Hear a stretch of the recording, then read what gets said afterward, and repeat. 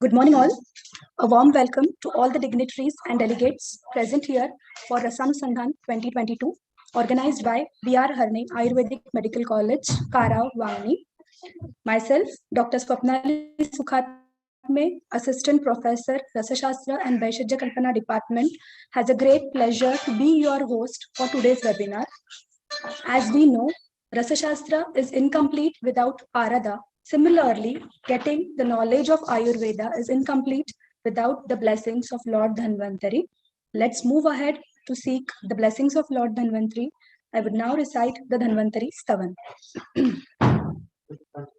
Shankham Chakram Jalaukan Dadatamrutaghatam Charudorvishchaturvih सूक्ष्मस्वच्छातिरुत्याशुकपरिविलसन् मौलिमं भोजनेत्रं कालाम्भोदोज्ज्वलाङ्गं कटितटविलसच्चारुपीताम्बराढ्यं वन्दे धन्वन्तरिं तं प्रौढदावाग्निलीलम्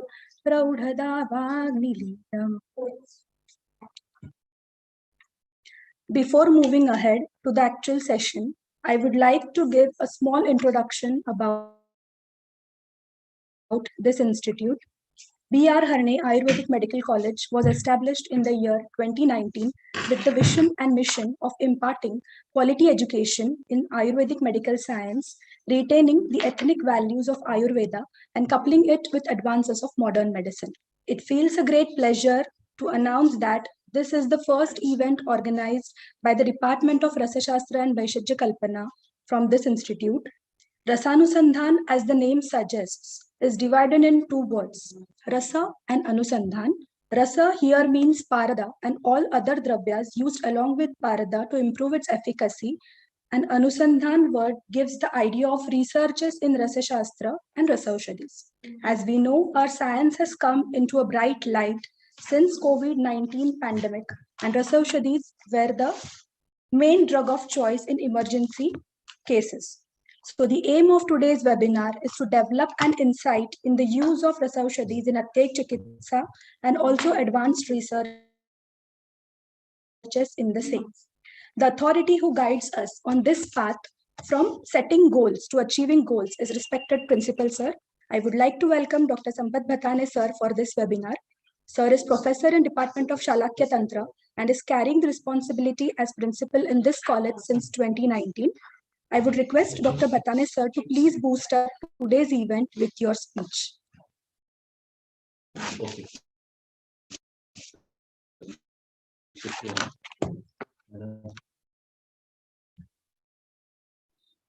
Thank you, ma'am.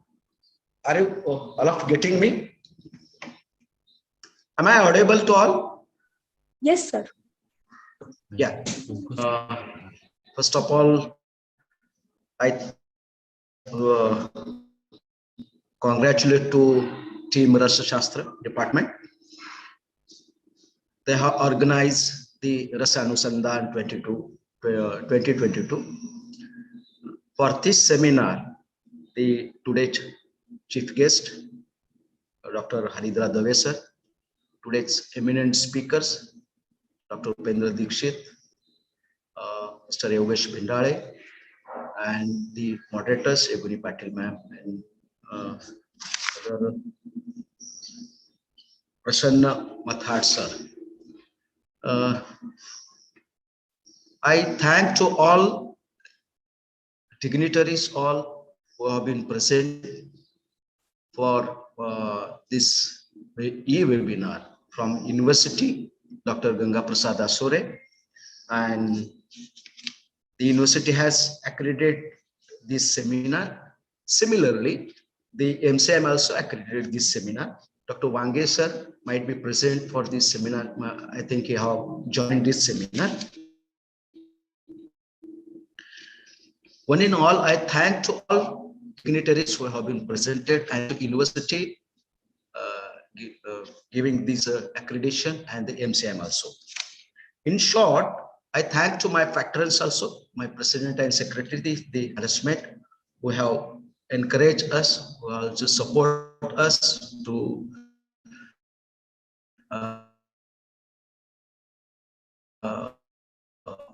organize such type of the students and the researchers.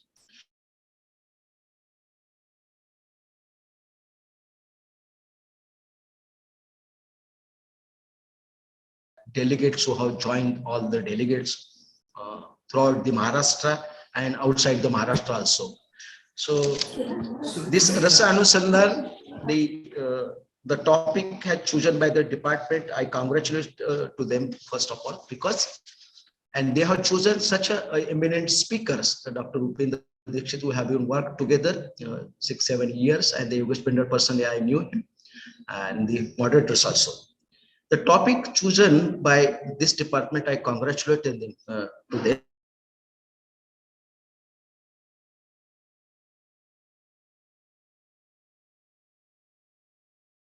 Use the medicines. We call as a rasakalpa, but there are mites in the society, whether to be used or not to be used. Similarly, over a period of time, our clinicians also have some doubts in the mind, whether to be go with the rasakalpa or not. And in a general practice also, and so far the emergency practice in a critical cases also. So they will be acknowledging us with their knowledge and their experiences in this status.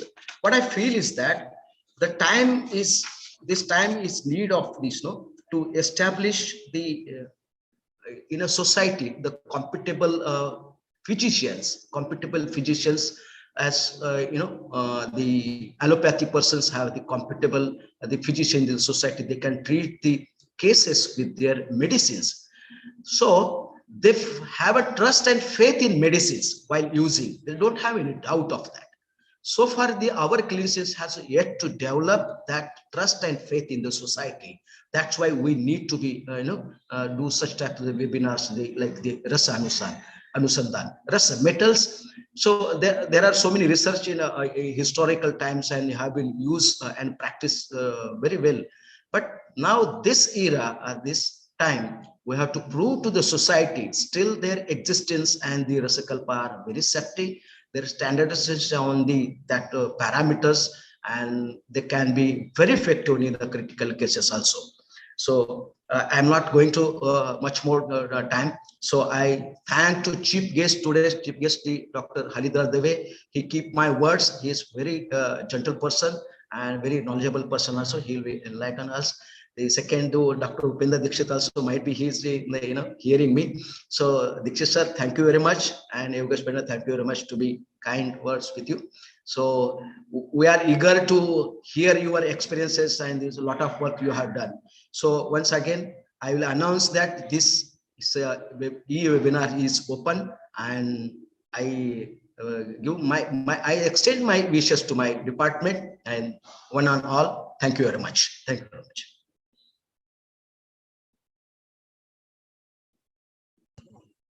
Thank you, sir, for your encouraging words.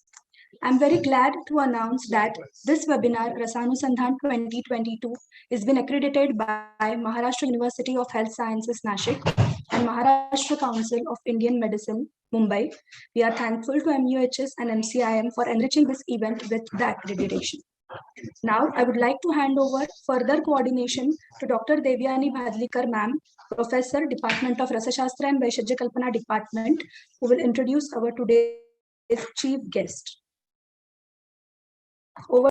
Thank you, Dr. Swapna.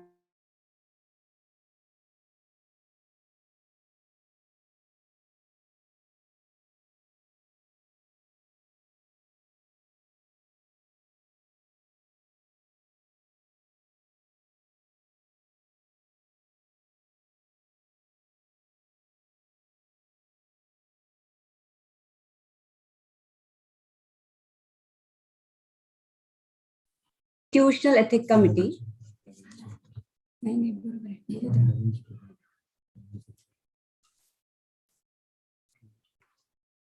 I would like to make a brief introduction again. Thank you, Dr. Swapnali ma'am.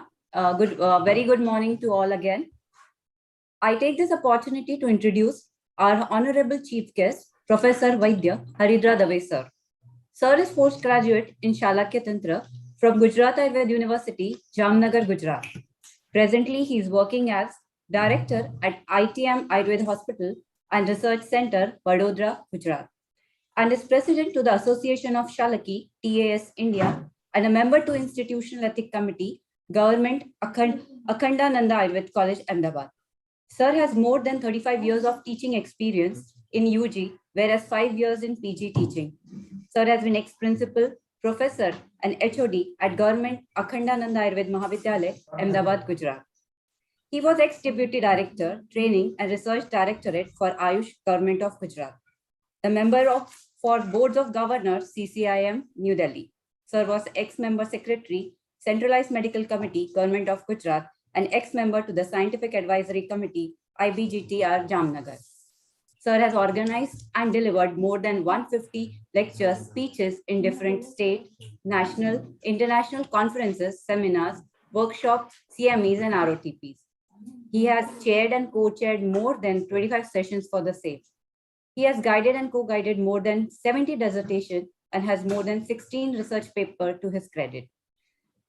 He has presented and published in international, national, regional seminars and magazines.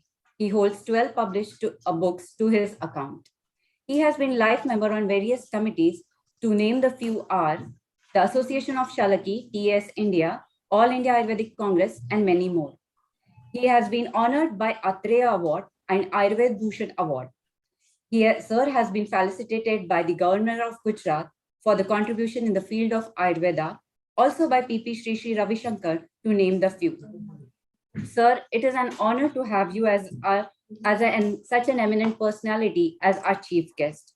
Sir, would like to request you to impart some words of encouragement to us. Welcome, sir. Thank you, madam.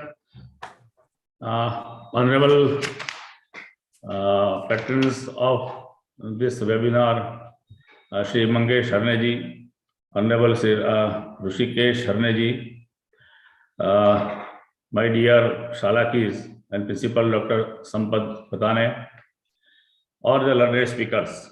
I go through the names of the speakers. Really, you have chosen very good speakers for this subject. All the organizing committee members and all the Nagarjunas, delegates. Friends, first of all, I would like to wish our 73rd Republic Day, which we have celebrated yesterday.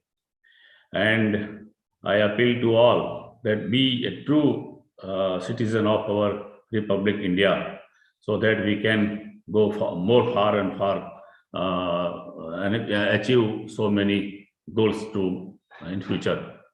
So, and I also congratulate college and department of Rasastra that you have organized this type of webinar.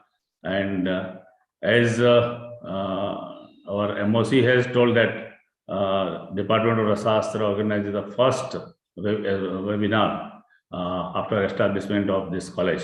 So I congratulate and I wish the grand success of this webinar too. As we know that any chikitsak cannot do anything without the medicine. In our Ashtanga, it is also, he has also told that Vishak Dravyani Upasthata Rogi Pada Chatushtayam. So Dravya, Aushad is the second most important tool for the Vaidya, by which we can treat the patient very successfully. Otherwise, it is very difficult. And all the Dravyas, Aushad, should be in proper format, collected from the proper manner and prepared in the proper procedures. So all these things are also mentioned in our classics, and so that. So in today's context, if we consider that our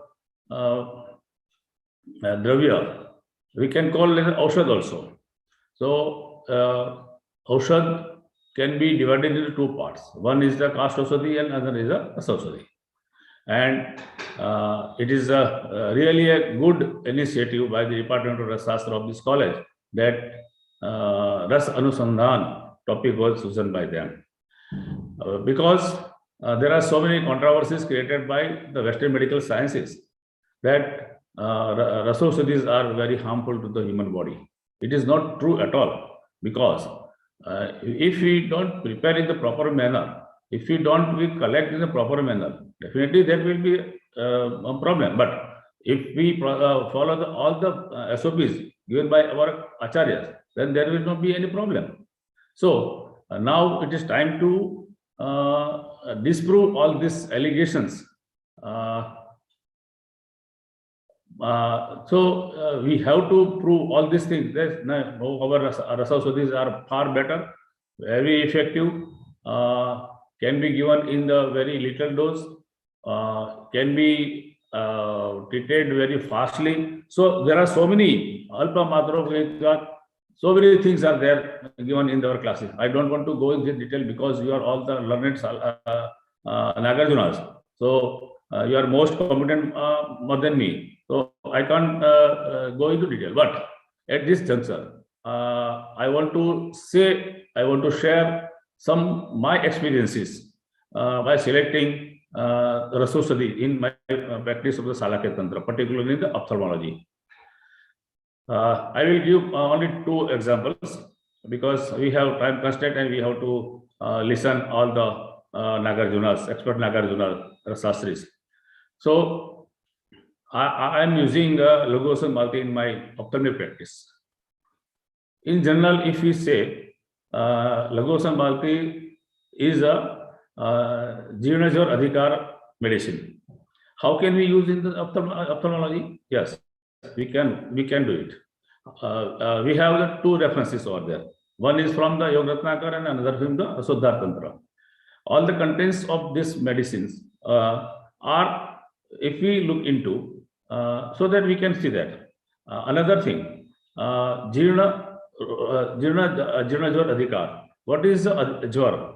Jwar only not only the fever, it is also a disease. Name of the disease, synonyms of the disease. So if any chronic condition of the disease, we can use Rasaanusandhan. Another thing, it is mentioned for the Daurbalya also. So if there is a Jirna condition of any disease, definitely there will be a Daurbalya to the patient. So with this concept, we can use in chronic conditions with the Daurbalya. Another thing, when we observe the contents of this Rasaanusandhan, all the contents given by Yogaratnakar or given by Suddhar Tantra, all are Chakshusya. Kharpar is Chakshusya, Marij is Chakshusya, Navnit is also Chakshusya. Soda Maxis is also used in Rasaanusandhan sometimes by some of our acharyas. Soda Maxik is also a Chakshusya. So if it is prepared in the proper manner, we can use Rasaanusandhan in chronic type of eye diseases. And I am using since long, particularly to meet the Daurbalya of the eye, that is the vision. I used to prescribe the Rasaanusandhan, not only for the myopia or any another condition, but in the chronic retinal diseases also. So by this way, if it is not mentioned directly in the classics, but we can observe. We should observe the content of this yoga, and by that way, we can also create some new field to prescribe this type of medicines. So this is one of the example which I regularly using this Rasaanusandhan in my chronic retinal diseases and Drishti Daurbalya or Netra Daurbalya patients. Another thing, just I want to share with you, Kapardika. Kapardika, of course, it is mentioned as a Chakshusya, but where to use and how to use? The idea to use the Kapardika came from one Pran Pratishtha Mahotsav. During that time, according to our rituals, Kapardika was put in the place of the eye. Why? Because it resembles to the eyes. Not only that, but when I go through our text, it mentions in the Chakshusya. But where we should apply, because there are so many conditions we can that we can think as a but particularly which condition we should select for the Kaparnika. So I just went through the details. Kaparnika, according when we think about the Panch Bhautikatva, Kaparnika is a Parthiv, to the Prithvi Mahabhut Pradhan Aushad. So when we need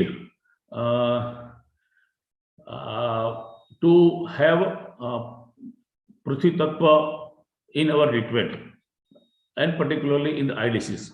So after so many thoughts and thinking, I came to know that we have to have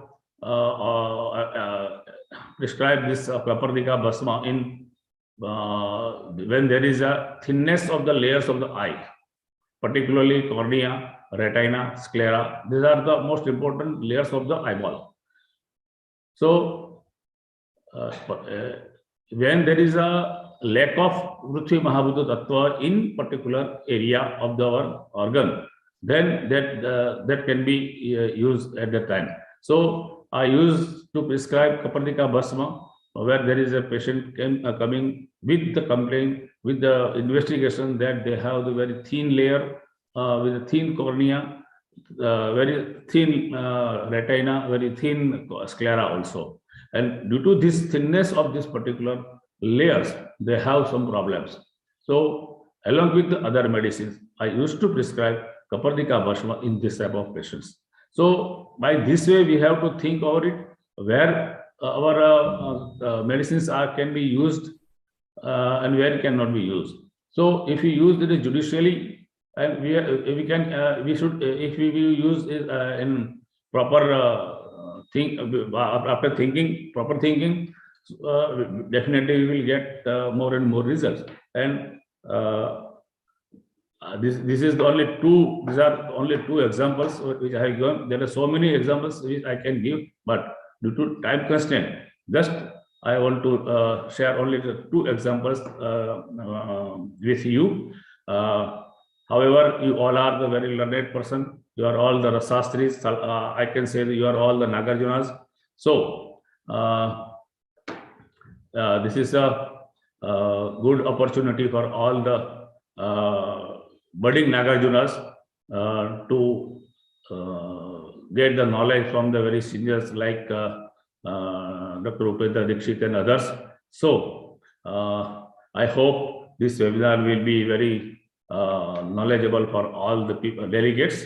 And again, I wish a grand success to you. And thank you for inviting me. Thank you, Dr. Sampath, my dear friend, for inviting me, because I'm definitely honored to be with all the Nagarjunas. Thank you so much. Thank you very much. Thank you, sir. Thank you very much.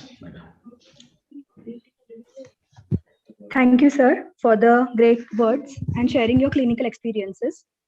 We would now move ahead with the session, but before moving ahead, I would like to request all the delegates to kindly put your queries in the chat box during the session so that it can be discussed later. I would like to request Dr. Reshma Yernal ma'am, Associate Professor and HOD, Rasashastra and Vaishajya Kalpana Department, to please introduce our eminent speaker for today's session. Over to you, ma'am.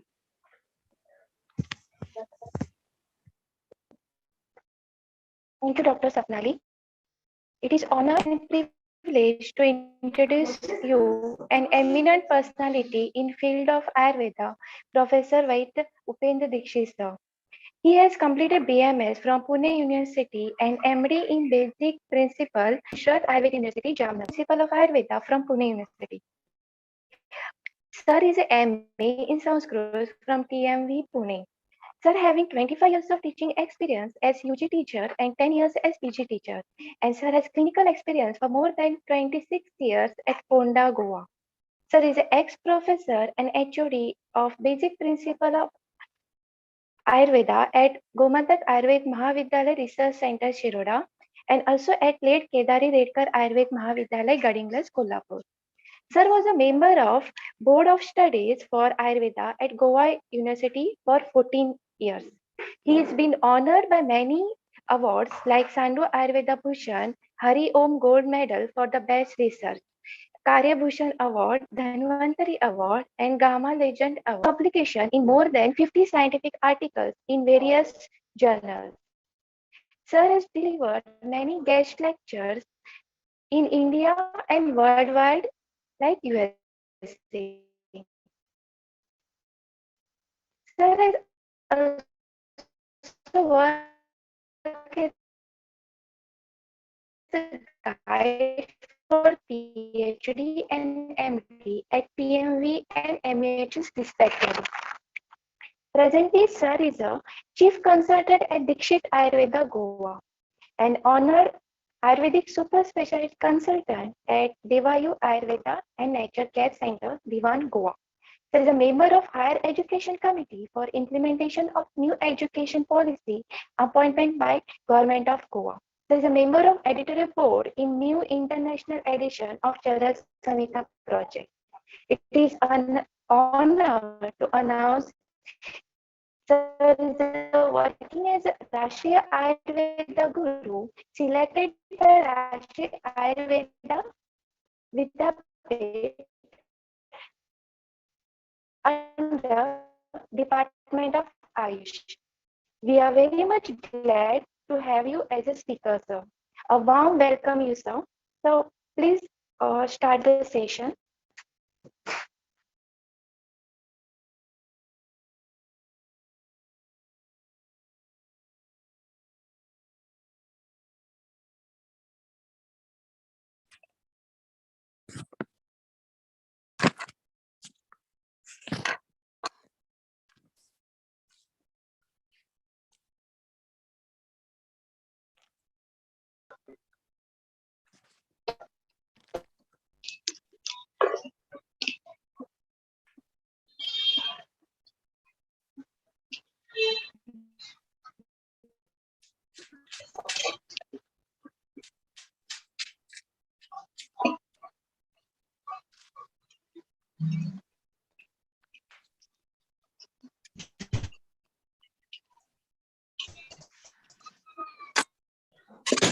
Are you able to listen me properly? Hello. And my screen is visible to all.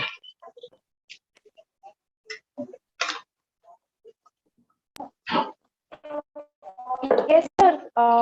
You are visible, sir. Yeah.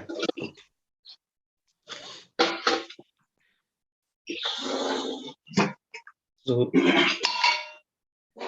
a very good morning to all. Today's chief guest, Vaidya Haridra Dave sir. I had an opportunity to personally meet him when I had gone to give a lecture in ROTP at Ahmedabad, at Gandhinagar. Yes. Yes, sir.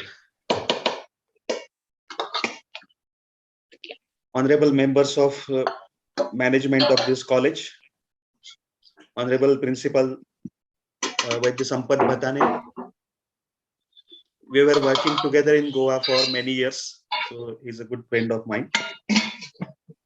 And moderator of today's session, my senior respected Vaidya Yogini Patil madam, respected Vaidya Prasanna Mathad sir, and also today's speaker, my friend Vaidyaraj Yogesh Pendare, and all of you who are listening in via this Zoom meeting and also through other media like YouTube. My today's topic is Rasaushadhi.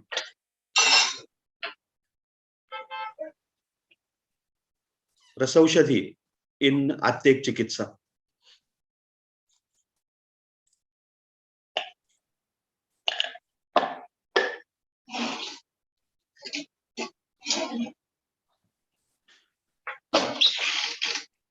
we have got in Ayurveda, we have got variety of medicines available to us. Jangam, Audbit, Parthiv, this type of classification already you know. And it is not necessary that always we be using medicines. Adravya Chikitsa is also there. Adravya Chikitsa is there. Among Dravya Chikitsa, we have got a lot of variety. There are so many medicines available to us. And in that category, Parthiv medicines, under that, we have got Rasa medicines. Rasa medicines were not started by Nagarjuna. Rasa medicines were in use since the time period of Vedas. We find a lot of references about Rasaushadhi in Vedas. For example, about Nag Bhasma, there is a sukta. They have not used the word Nag Bhasma as such, but internal use of Nag. There is a sukta in Atharvaved. Likewise, there are so many references. So, use of Rasaushadhi is there since ancient time, since the time of Rigved. In Brihatrayi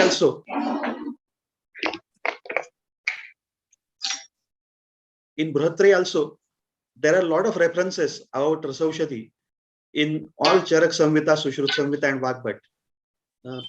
Please ensure that your mics are muted so that all of you can listen properly. I think someone's mic is on, and that's why there is a noise. Request to everyone, please keep your mics on mute. So,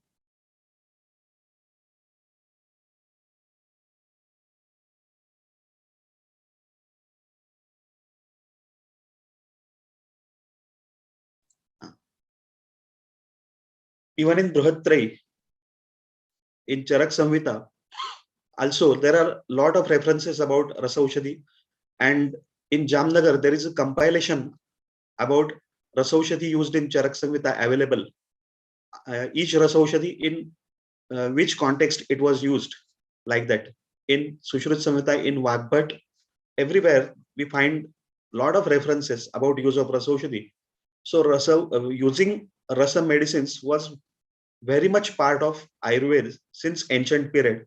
Nagarjuna, he had an immense contribution to Rasa Shastra, and he popularized Rasa Shastra. So his contribution was great and it cannot be forgotten. But Nagarjuna did not start Rasa Shastra as such.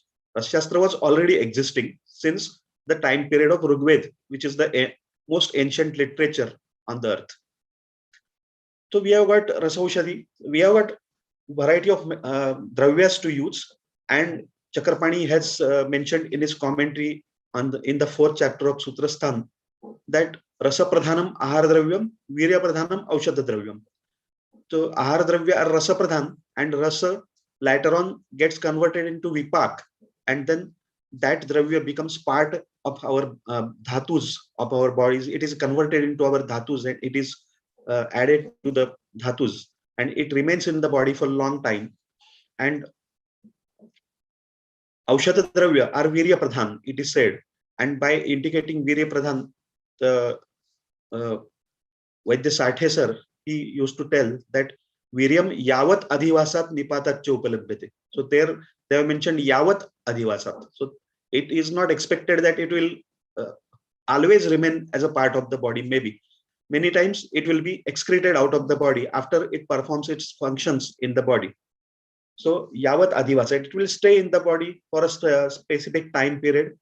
It will make changes in the body which are necessary to restore health, and then most probably it will move out of the body, except few medicines which will become part of the body, like for example Makshik or Loha or some other medicines. They will become part of the body. We will not go into details of that. But among these medicines, among Aushadhi, Rasaushadhi are usually Balavan Aushadhi. And when we prepare Rasakalpa, then by the virtue of Samskar Shakti and Sanyog Shakti, the Rasakalpas, they become Atyadik Balwan. They are very much potent, and therefore they are capable for you. They are good for using in critical conditions or in such conditions where we require potent medicines and we want quick actions. There, in other conditions also Rasaushadhi are needed. They are called as Rasayan. Rasaushadhi are called as Rasayan. So they improve the quality of all the body constituents, body dhatus, and that's why all Rasayan are useful. But even in Atyayik Chikitsa, Rasaushadhi are most important because of their quick actions, and that is needed over there. I had an opportunity to treat around 173 patients who were on the verge of death. That means I am talking about only those patients who were on the verge of death, who could have died at any moment. They were in such a critical condition, about such patients. And apart from that, there were several patients who could have died in 1 week, 1 month, or like that. But these are 173 patients who were in such a critical condition that any moment anything can happen. And in such conditions, mostly Rasaushadhis I had an opportunity to use, because what happens, a majority of these patients I had treated in various ICUs, and those ICUs were owned by modern doctors. They were with the permission of them. In such conditions, when their medicines were not working, they found that there is no hope now. So then they allowed us to treat the patient. Now, but they had a condition that all their medicines will continue. The patient is on monitors, oxygen, and all such things. So that's why there are a lot of restrictions in such conditions. And in such conditions, mainly what we used were pottali. So one pottali is shown on the screen. It is a very peculiar pottali, which is rare, and Rasa Shastris will identify which is that medicine from which this pottali is prepared. So this pottali, when they are rubbed on, rubbed on a particular levigating stone, they are levigated, and very minute quantity of that is required. And in such patients, many times they are unconscious, they are in coma. So in such patients, they are not able to swallow the medicine. So these pottali, when they are levigated, the very minute portion of that with a very small drop of honey, most of the times, then that is applied on the gums of the patients, and instantaneously within a few seconds we can find certain changes in the condition of the patient, because the patients are on the monitor and you can find the changes on the monitor. So majority of the patients who were in the coma, they came out of the coma with these medicines. And of course, from Ayurvedic point of view also, sadhya sadhyatva is there. So from our point of view also, some of the patients, they were totally asadhya, arishta lakshana were observed, and in such conditions we cannot expect them to get cured completely. But it was experienced that even in this condition, the patients, they came out of coma, they became conscious, majority of the patients, of course not all the patients. And then many patients could eat, that means through mouth they can take the feed, then they could talk to their relatives, and if there were arishta lakshana observed, then peacefully they passed away after some specific time. So even in such conditions, if this much also we can do, that is also helpful for the patient. But there were certain patients who were not having arishta lakshana, or who were not having classical matching with the classical description of arishta or asadhyatva as mentioned in our text. And then they survived for a longer period. They survived for months or years. That was also observed. But in none of the patients, it was observed that even after we applied this medicine, even after we gave this medicine, immediately the patient died. At least for that moment, the life is saved. Of course, there were certain conditions in which even before we could give this medicine on in front of us only, the patient died. We can't help for that, because after all, life and death is in the hands of God. So, but when we gave the medicines, for that moment at least, their life can be saved. And then it depends on sadhya sadhyatva of the patient, that how much he will survive. So you can understand the potency, importance of the Ayurvedic medicines and how they help in these conditions.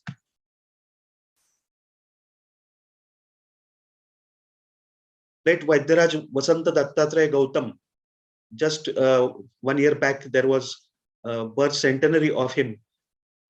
Unfortunately, he's not with us, but he inspired us a lot for Atyek Chikitsa in Ayurveda. We were going to his clinic, and for around 1.5 years, we used to ask him questions about various critical conditions and various acute conditions, and what we can do with Ayurveda in that. And through his vast experience, he was telling us about what to do. Of course, he was very much honest, and in certain conditions, he told that I have not handled these situations, but my gurus or my colleagues, they have handled these situations, and they have done so and so in this condition. In certain cases, he said that I did not come across such conditions like that. Also, frankly, he told. But he told a lot of experiences, and he inspired us a lot. And because of his inspirations, and with the inspirations of all other gurus, like late Vaidya Chudamani, Kolatkar sir, and all other gurus, we are treating the patients in this way. So as per this Vaidyaraj Gautam sir, he said that we should be ready with emergency Ayurvedic kit. And what it would consist? It would consist of certain potent medicines, mainly Pottali Kalpana and all other important medicines, which will be ready with us. Remember that these medicines are not very easily available also, Pottali, and they are very costly. But it is like an investment, and it is very much necessary to keep these medicines with us. Some people in Ayurveda, they think that, oh, there is no treatment for emergency conditions in Ayurveda. Why should I indulge in that? I would refer the patient to the nearest modern hospital. All right. But on the way to the hospital also, the patient may die. So that's why we should be ready with the medicines. And sometimes for our family members or for our friends also, we may require certain medicine because they may be in such critical condition. So that's why we should be ready with such medicines. So we should be ready with such potent medicines.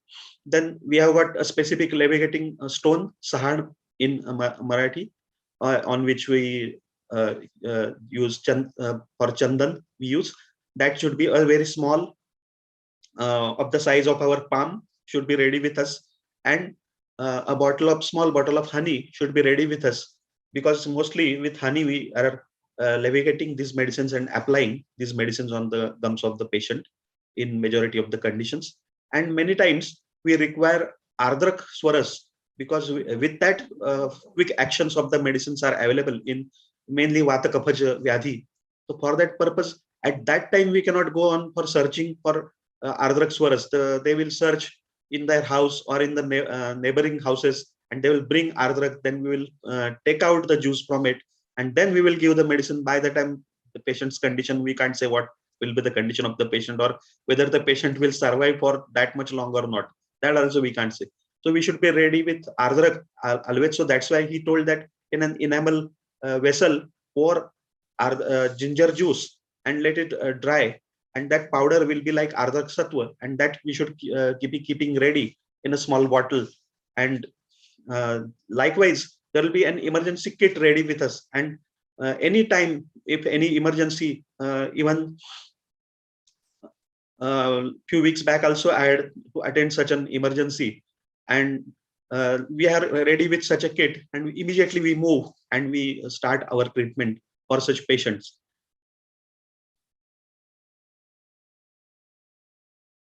So for such patients, which medicines we should be keeping ready with us, we can prepare a list of that.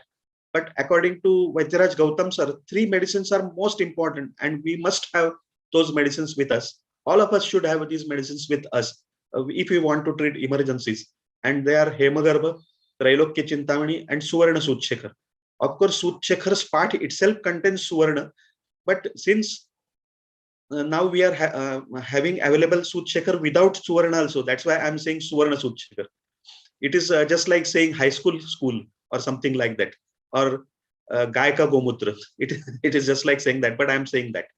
So Suvarna Sudshekar. These three medicines are most important, and we should be ready with them always with us.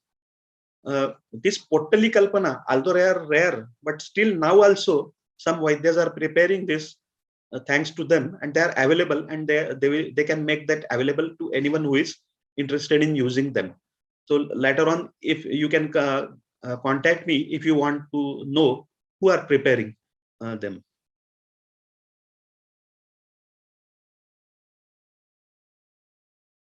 So today's topic is Rasaushadhi in Atyek Chikitsa. So we'll be discussing about certain Rasaushadhi because there are a lot of medicines which can be used in emergency, and there is a famous text, you all know, Rasayoga Sagar.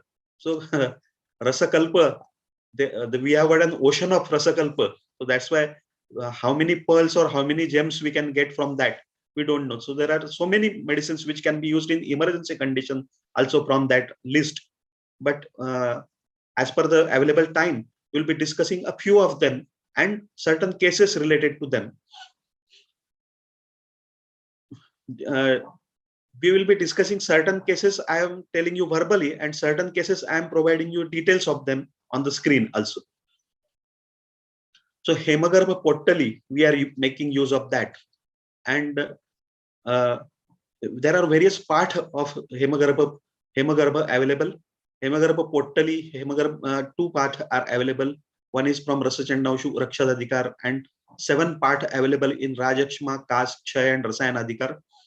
Hemagarbha Ras like part is also available in Kas Adhikar, 3 part. Hiranyagarbha Pottali in Grahani Adhikar, and Hiranyagarbha Ras is available in Kshay Adhikar and Parmeyadi Adhikar. But we are using this part which is shown on the screen mainly as Hemagarbha Pottali Ras. Actually, I am from Samhita Siddhant department when I was teaching. Now I am full-time in practice. But I am using Rasaushadhi in such emergency conditions. So you have invited me. But I am not an expert in Rasashastra as such. So experts in Rasashastra can tell about the method of preparation and the details about that, or some peculiarities that their experiences about how to prepare it so that it will be exactly that much potent what we are expecting. I am not an expert in that, so I'm not going in details of that, but I'm using them. So I will tell you about uses of them. If you want to use successfully these medicines, then we should be knowing the exact mode of action of these medicines, at how they act, and therefore in which specific condition we will be using this medicine. Many times the junior students who are or new entrants in Ayurveda, when they observe, they read this description, sometimes they find that everything is similar, everything is alike, all the description is similar, and how to differentiate and in which condition which specific medicine is to be used. So therefore, mainly based on Vaidyaraj Guneshasri's book, and also based on experiences of my gurus and some of my experiences, I am telling you about the mode of actions of some of these medicines, and from that you can understand that exactly in which specific conditions they are to be used. Of course, it requires a lot of experience, and as you go on learning more and more about that medicine, every time you learn something more about that medicine. But whatever up till now I have learned, I will tell you some points. So this Hemagarbha Pottali, when the Chetana becomes avrut by Tamogun, when Tamogun increases, and therefore Chetana consciousness is wheeled by that, and that's why as ultimately death occurs of the patient. In sannyas, they have mentioned that the condition of the patient is like a pot having a hole below, which is kept on the surface of water. Water will rush inside that pot, and the pot will ultimately drown, and it will go to the bottom of that water source. And that is the condition of the patient. So exactly sinking condition. That's why they have also given the example like this. So condition of the patient is there. So in such condition, this tamogun rupi jal, it is immersing in the Chetana is immersing in that, and ultimately it is completely wheeled and the patient dies. So therefore, in such conditions, the consciousness is reactivated by Hemagarbha, Chetana Jagruti, and Tamogun is removed by this, and Buddhi and Man, they are activated, their avaran wheeling on them is removed, is cut off by Hemagarbha, and therefore they start acting again. Indriya, their activity are very important because Sendriyam Chetanam Dravyam, Chetana is manifest, Chetana, consciousness is manifested through Indriya, and that's why in Indriya Sthan, about Arishta Vijnan also, they have mentioned about Arishta related to Indriya and Indriya Artha. Mainly that is the content of Arishta, that is the content of Indriya Sthan. And then there are of course other things like Dut Adhikar, etc. But in observing Indriya is very important in Arishta and in emergency treatment. And therefore, when Indriya are functioning properly, the patient will survive because consciousness Chetana is manifested through Indriya. And therefore, to keep on in the actions of Indriya is important. And Indriya, when they stop their functioning, death may occur. Sudden stoppage of the functioning of any particular Indriya is mentioned as Arishta Lakshan in Indriya Sthan. And that's why this Hemagarbha, it activates the Indriya. Because Avrodh of Kapha is removed, Margavrodh Janya Vat Prakop Shaman takes place due to Hemagarbha. But since it is Suvarna Yukta Kalpa, Suvarna gives portion to all Sapta Dhatu. And that's why even in Dhatukshay, Hemagarbha is not harming in Dhatukshay Janya conditions also. It can be helpful in that condition also, but mainly in Margavrodh Janya conditions, it is very much helpful. And because of Margavrodh, the Vat Gati may be very less. And that's why if Vat Gati stops, then all the functions of the body will come to a standstill and death may occur. That's why Vata Gati Avasad, that should be removed. And that exactly Hemagarbha is doing. Especially Hemagarbha is acting on Pran, Udan and Saman Vayu. And Avasad, that means slowness of the Hruday, Nadi and Shwas Gati is removed by Hemagarbha, and immediately on the monitors, you can see the changes. As soon as we apply Hemagarbha Pottali on the gums, you can see within a few seconds changes on the monitor in the heart rate, pulse rate, and the respiration rate of the patient can immediately see on the screen. And that's why it is so much quickly acting on that. It increases Hruday Nadi Gati and Shwas Gati, of course. Increases Shwas Gati means because the Avarodh to Vat is removed, later on the breathing will become normal. But when due to Avarodh, it is becoming less and less, then it will be increased. Shantegnomriyate, as you know. So maintaining the functions of Agni is also very important in Attek Chikitsa. Therefore, Agni Deepti is very important, and Hemagarbha Pottali is doing that also. Not just Jataragni, but even Dhatwagni, their functions are improved by Hemagarbha Pottali. And Gunesh Shastri has mentioned that specifically in Shleishmik, Antrik and Shwasanak Sannipat, it is to be used. And in Tamak, Maha, Urdhvashwas and Sannyas, etc. conditions also it can be used. In not only Tamak Shwas, of course in Tamak Shwas, rarely it is required such a potent medicine. There are other medicines by which we can manage the conditions. But sometimes such conditions can be coming across, and we can use Hemagarbha Pottali for such conditions. And Maha, Urdhva and Chinna Shwas, they are described as asadhya in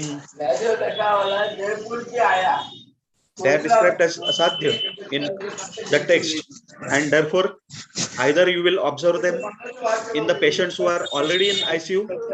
Dikshit sir, just a minute. Kindly mute your mics, please. Firke sir, host can mute all, please.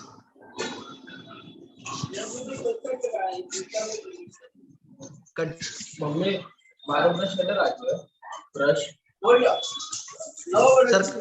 Sir continue करा. Okay.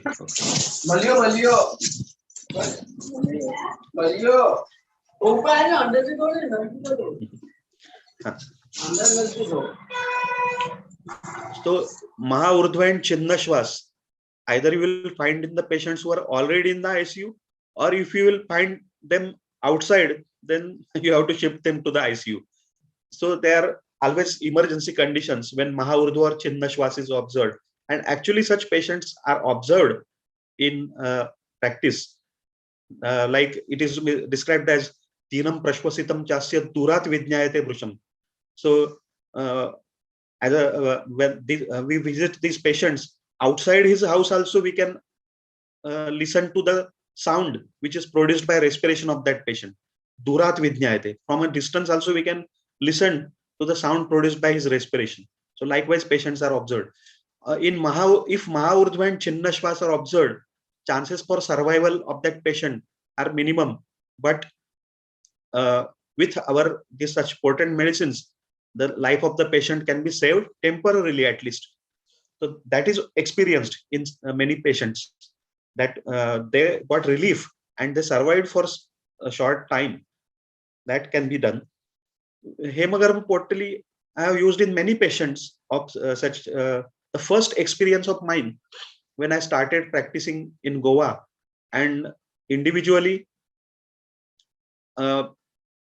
when I started my practice, of course with my guru I had observed certain patients, but in my practice one famous and very experienced modern doctor, and his wife was also a doctor, and his mother was that time 87 years old, and she was since 4 days she was in coma following stroke, and she was paralyzed, and she was in coma since 4 days, and she was very weak, and with all the efforts by the modern doctors also, they could not find any relief, and she was not responding to the treatment. That's why this experienced doctor, he came to me. I was a junior at that time. He came to me and he told that I have heard that in Ayurveda such medicines are there. So if you are having those medicines, can you please treat my mother? So it was very kind of him, and the ICU doctors also permitted me. So I went there, and that time now many students who are listening to this new entrants, they may be having a doubt that ये सब इतना कुछ बता रहे, सचमुच ऐसा होता होगा, ये कुछ बड़ा चढ़ा कर बता रहे होंगे, थोड़ा सा मसाला अपनी ओर से डाल के बता रहे होंगे शायद. So I had faith in my science and on my guru, but still there was a little doubt back in the back of my mind. But I went there and I found her situation, and I decided that hemagarbha was required for her. So 3 rounds of hemagarbha, that means of the size of palm, that leviating stone is to be taken, and on that 3 small rounds of that with a little drop of honey, they were taken, and that was applied on the gums of that lady. It was around 11:30, 12 in the night, and then I gave them further doses and asked them to apply on her gums, and I came back, and around morning 5:30, that means after 2 to 3 doses, again in the early morning I went there to see her, and I found that she is conscious and she is sitting in the bed. So she was in coma for 4 days. So that time it was realized that what the ancient acharyas or our gurus have told, it's not any exaggeration, it is very much fact, and this can really happen. And that was my first experience. And then Goa being a small place, this news, many people came to know that, oh, this lady came out of coma, and then she survived for more days. Afterwards she was taken home, she was taking feeding through mouth. Only thing is that because of the stroke and that paralysis, she was not able to speak, and that's why with signs she used to tell that I am hungry, give me food, like that, and she survived for more days. And afterwards, of course, she expired, but she survived from this situation, and that was my first experience. Likewise with hemagarbha, there were so many experiences that when after applying, sometimes it happened that I had one of my neighbors, they called me in the night around 11 o'clock that his mother is not well. That means actually they thought that she is dead, and they called me to give a death certificate. But when I went there, I found that still a feeble pulse is observed, and that's why I told that no, we will try our medicines in this condition. So we applied hemogarbha potli on her gums, and after 10 to 15 minutes, because she was uh, uh, again second dose we applied, and that time she started swallowing that medicine, and she opened her mouth to take that medicine, and then she opened her eyes and she became conscious, and then again she survived for few days. But since she had not eaten anything since around 7 days, she was avoiding food, so she was very weak, and at home it was difficult to manage her. So I advised them to take her to some hospital and keep her under observation. Although she became conscious from that situation, but it was needed that she should be kept under observation. But they didn't take her to any hospital, and after a few days she expired. But till then, all her relatives, they gathered, she talked to all of them, and then peacefully she expired. So in such conditions, even this much is very much helpful to the patients and their relatives. So this could do. So in many patients, we had such experiences. Now we'll come to next medicine, that is Trailokya Chintamani. So the part of Trailokya Chintamani which we are using is from Yog Ratnakar Rasa and or Rasa Chandaushu, and it is from Rajakshma Adhikar. And there are other part also available in Jwara, Vat Vyadhi and Rajakshma Adhikar, but we are using the part from Yog Ratnakar or Rasa Chandaushu, and this is that part. This is the version of Trailokya Chintamani which we are using. I'm not going in details of that. You go through the preparation procedure of Trailokya Chintamani. It is very tedious process and a long process and therefore it is doubtful that whether all people who are supplying Trailokya Chintamani, they are following this process or not, because it is difficult to prepare. It's not easy. But I have made sure that from the sources from whom I am acquiring, they are very authentically preparing, and that's why I'm getting good results. And that's why I am using these medicines, and uh, uh, these medicines, Pottalis, of course, I have got some from traditions, from some other Rasa Shastris. I have got some Pottalis with me, but this Trailokya Chintamani or other medicines, I'm mainly purchasing from none other than our next speaker's pharmacy. And I'm not making any advertise, but I have tried various sources, and I found, because I know personally that they are genuinely preparing, so I am using those medicines in my practice. So Trailokya Chintamani, I'm using those. So that's why you make sure that the source from which you are procuring these medicines, they are preparing authentically these medicines, and then you will get good results of that. So this Trailokya Chintamani, it is also removing the feeling.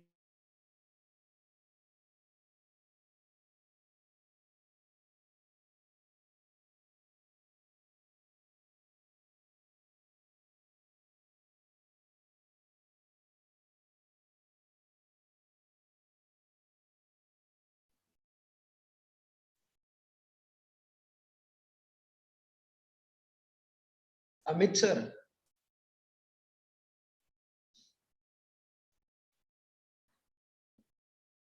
Amit sir, are you getting me?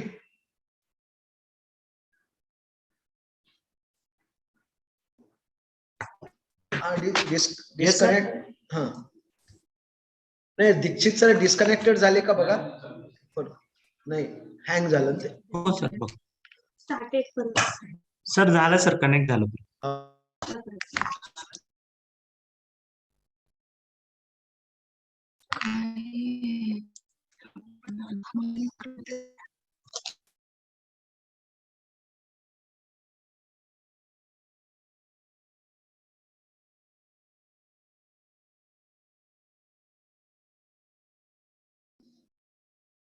I think he has disconnected, Dr. Upendra. Kindly check.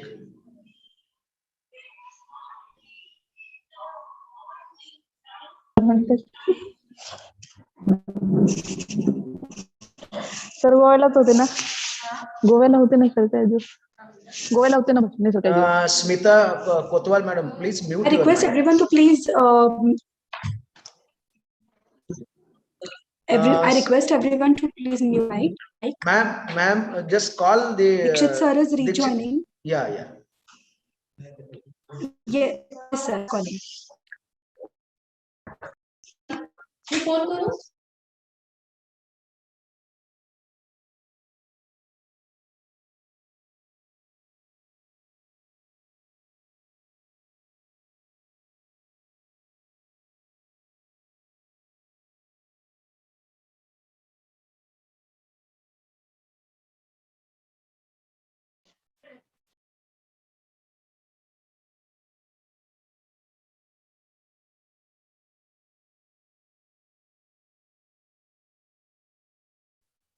Hello. Due to some technical errors, sir is joining in next 3 minutes. Kindly wait.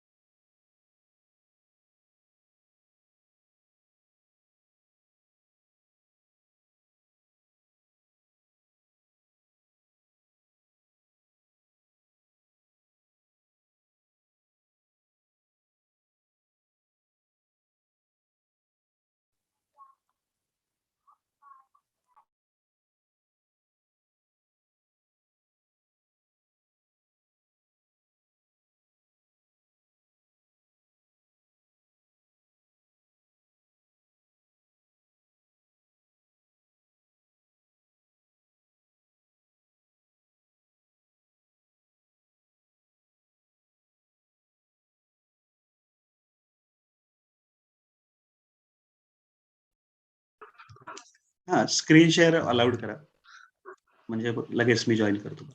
Yeah, welcome Yes, sir. sir. Once again. एक छोटासा problem झाला तर झालं, परत केलं join. Yes sir, yes, no issues. Yeah. So you can please start.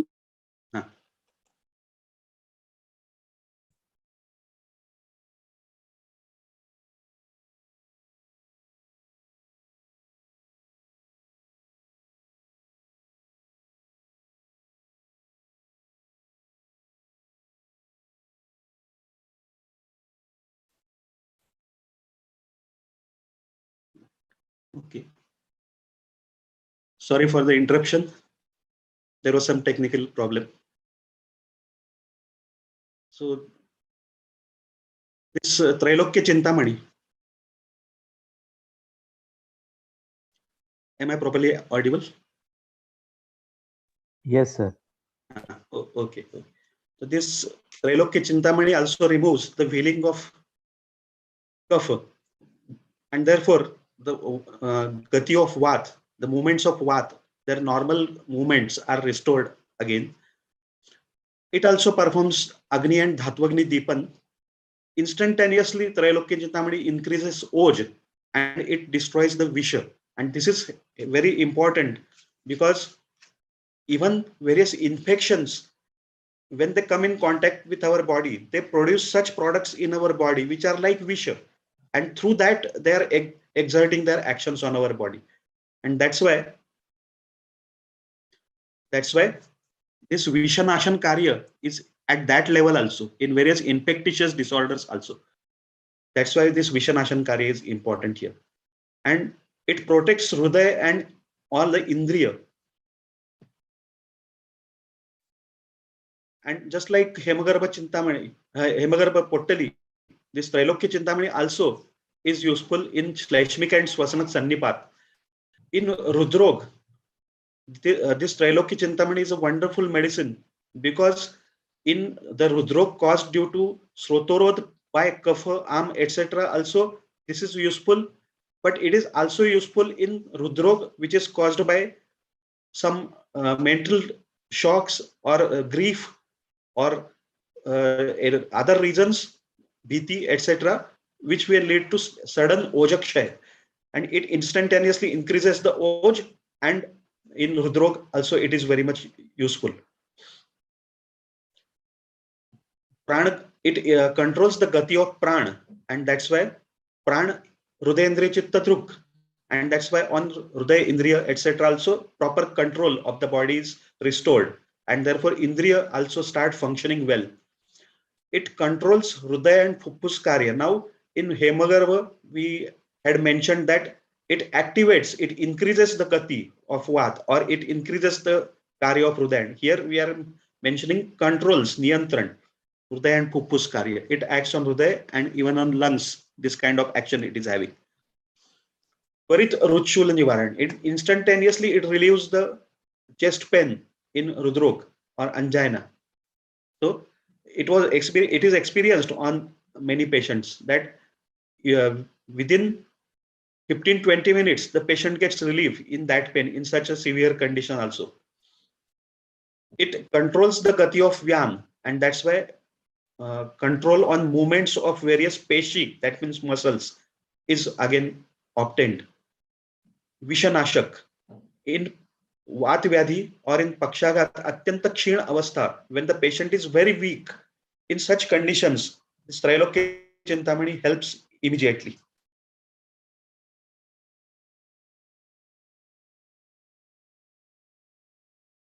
So therefore, this Trailokya Chintamani is a very wonderful medicine, and in so many conditions, it is helpful. About each of these medicines, I have got many cases to tell, but only few examples I am giving. This Trailokya Chintamani, about that first time I learned when my father was in ICU with Rudrog, and that time two eminent cardiologists from Pune, they told that his condition is very critical and we cannot exactly tell that whether he will survive or not. In such a condition, with the guidance of Vaidyaraj Gadgil sir, we started giving Trailokya Chintamani, and that time that also that Trailokya Chintamani was provided to me by Vaidyaraj Yogesh Bendale. And when we used that Trailokya Chintamani, within 2 days he was out of ICU, and the doctors told that it was miraculous recovery considering the grave situation. But they were not knowing that this was the miracle due to Trailokya Chintamani and a good quality Trailokya Chintamani. So then he survived for long, and he had no issues with his heart problem. Although open heart surgery was advised for him, but even that was not required. He was regularly visiting some cardiologists who were his friends only. My father was also DASF, so he was also Ayurvedic doctor. Rather, I should say that I am also Ayurvedic doctor like him. That I should say actually. So he, cardiologists were his friend, and he was visiting regularly to them. And one fine day, they told him that now you don't need open heart surgery; you are all right. So till then, he continued Ayurvedic medicines, and then he was well. Of course, afterwards he developed some other health issues. that is another story. But that time, first we experienced the power of Trailokya Chintamani, and then we used in many patients. In Thank you for your valuable guidance. in one of my cases of my in-laws, there also we used this medicine, and he had some viral infection affecting the spinal cord, and he developed a condition like transverse myelitis, and the infection, they told that it will go on ascending, and gradually starting from his legs were paralyzed, and he didn't have any sensation in legs, and gradually it was moving upwards. All organs were getting almost paralyzed, and then he went in coma. And that time we were told, the eminent neurologist over there, he, in Gujarat, he told that it is better that you don't give our medicines to him, because they are very costly. Unnecessarily you are wasting your money. You explain to the relatives, and you can stop the treatment and let the patient peacefully pass away, because it is not going to help as per my experience. Then we asked him that can we give our medicines in, if you allow us to, if you are saying like that, then please allow us to give our medicines. So he said that, oh, are there medicines, Ayurvedic medicines to give in such conditions? If they are there, then please go ahead. Then he asked the ICU on duty doctors that see, these people will give some Ayurvedic medicines to the patient and allow them. And then we started Trailokya Chintamani for him, because again here Vishanashan Guna. And so therefore all what I have said, they are having long applications. So Vyanuvayu Niyantran and Peshi movements of the muscles, they control over them, and all such things were achieved with Trailokya Chintamani. Even heart and Indriya and major organs were protected by that. And he came out of the coma, and his movements were also up to some extent restored. He started speaking, and we kept on the treatment for around 1 month, and he was in such a condition that the doctors told that now you can take him home. But unfortunately, again he developed sudden cardiac arrest and he died. But in such a condition also it helped him.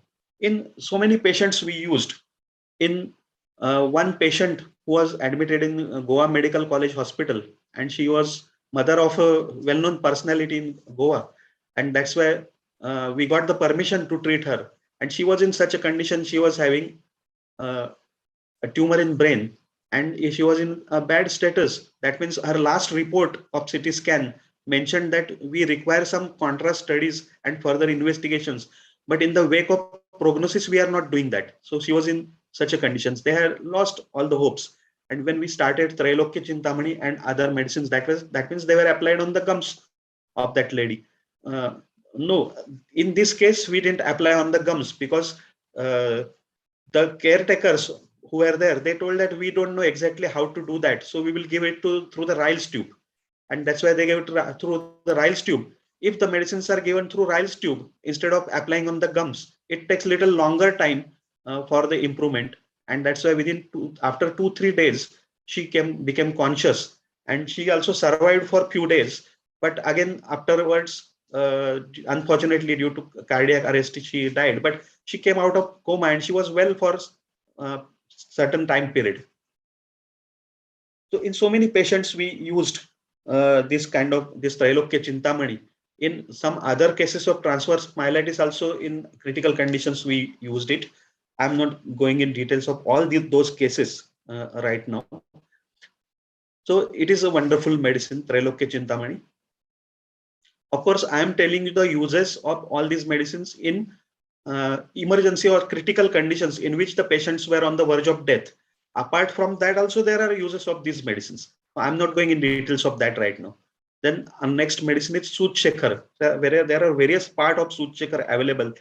But the part which we are commonly using is a part from Yoga Ratnakar Amla Pitta Adhikar, or they have quoted it from Sara Sangraha. And other texts also, Rasachandau, Shubhrat, Nigantu Ratnakar, etc. They are also quoting the same part. And there are many other parts of Soothshekhar, like Rakta Soothshekhar from Rasachandaushu, or Surya Shekhar or Shitari from some other texts. but this is the part which we use.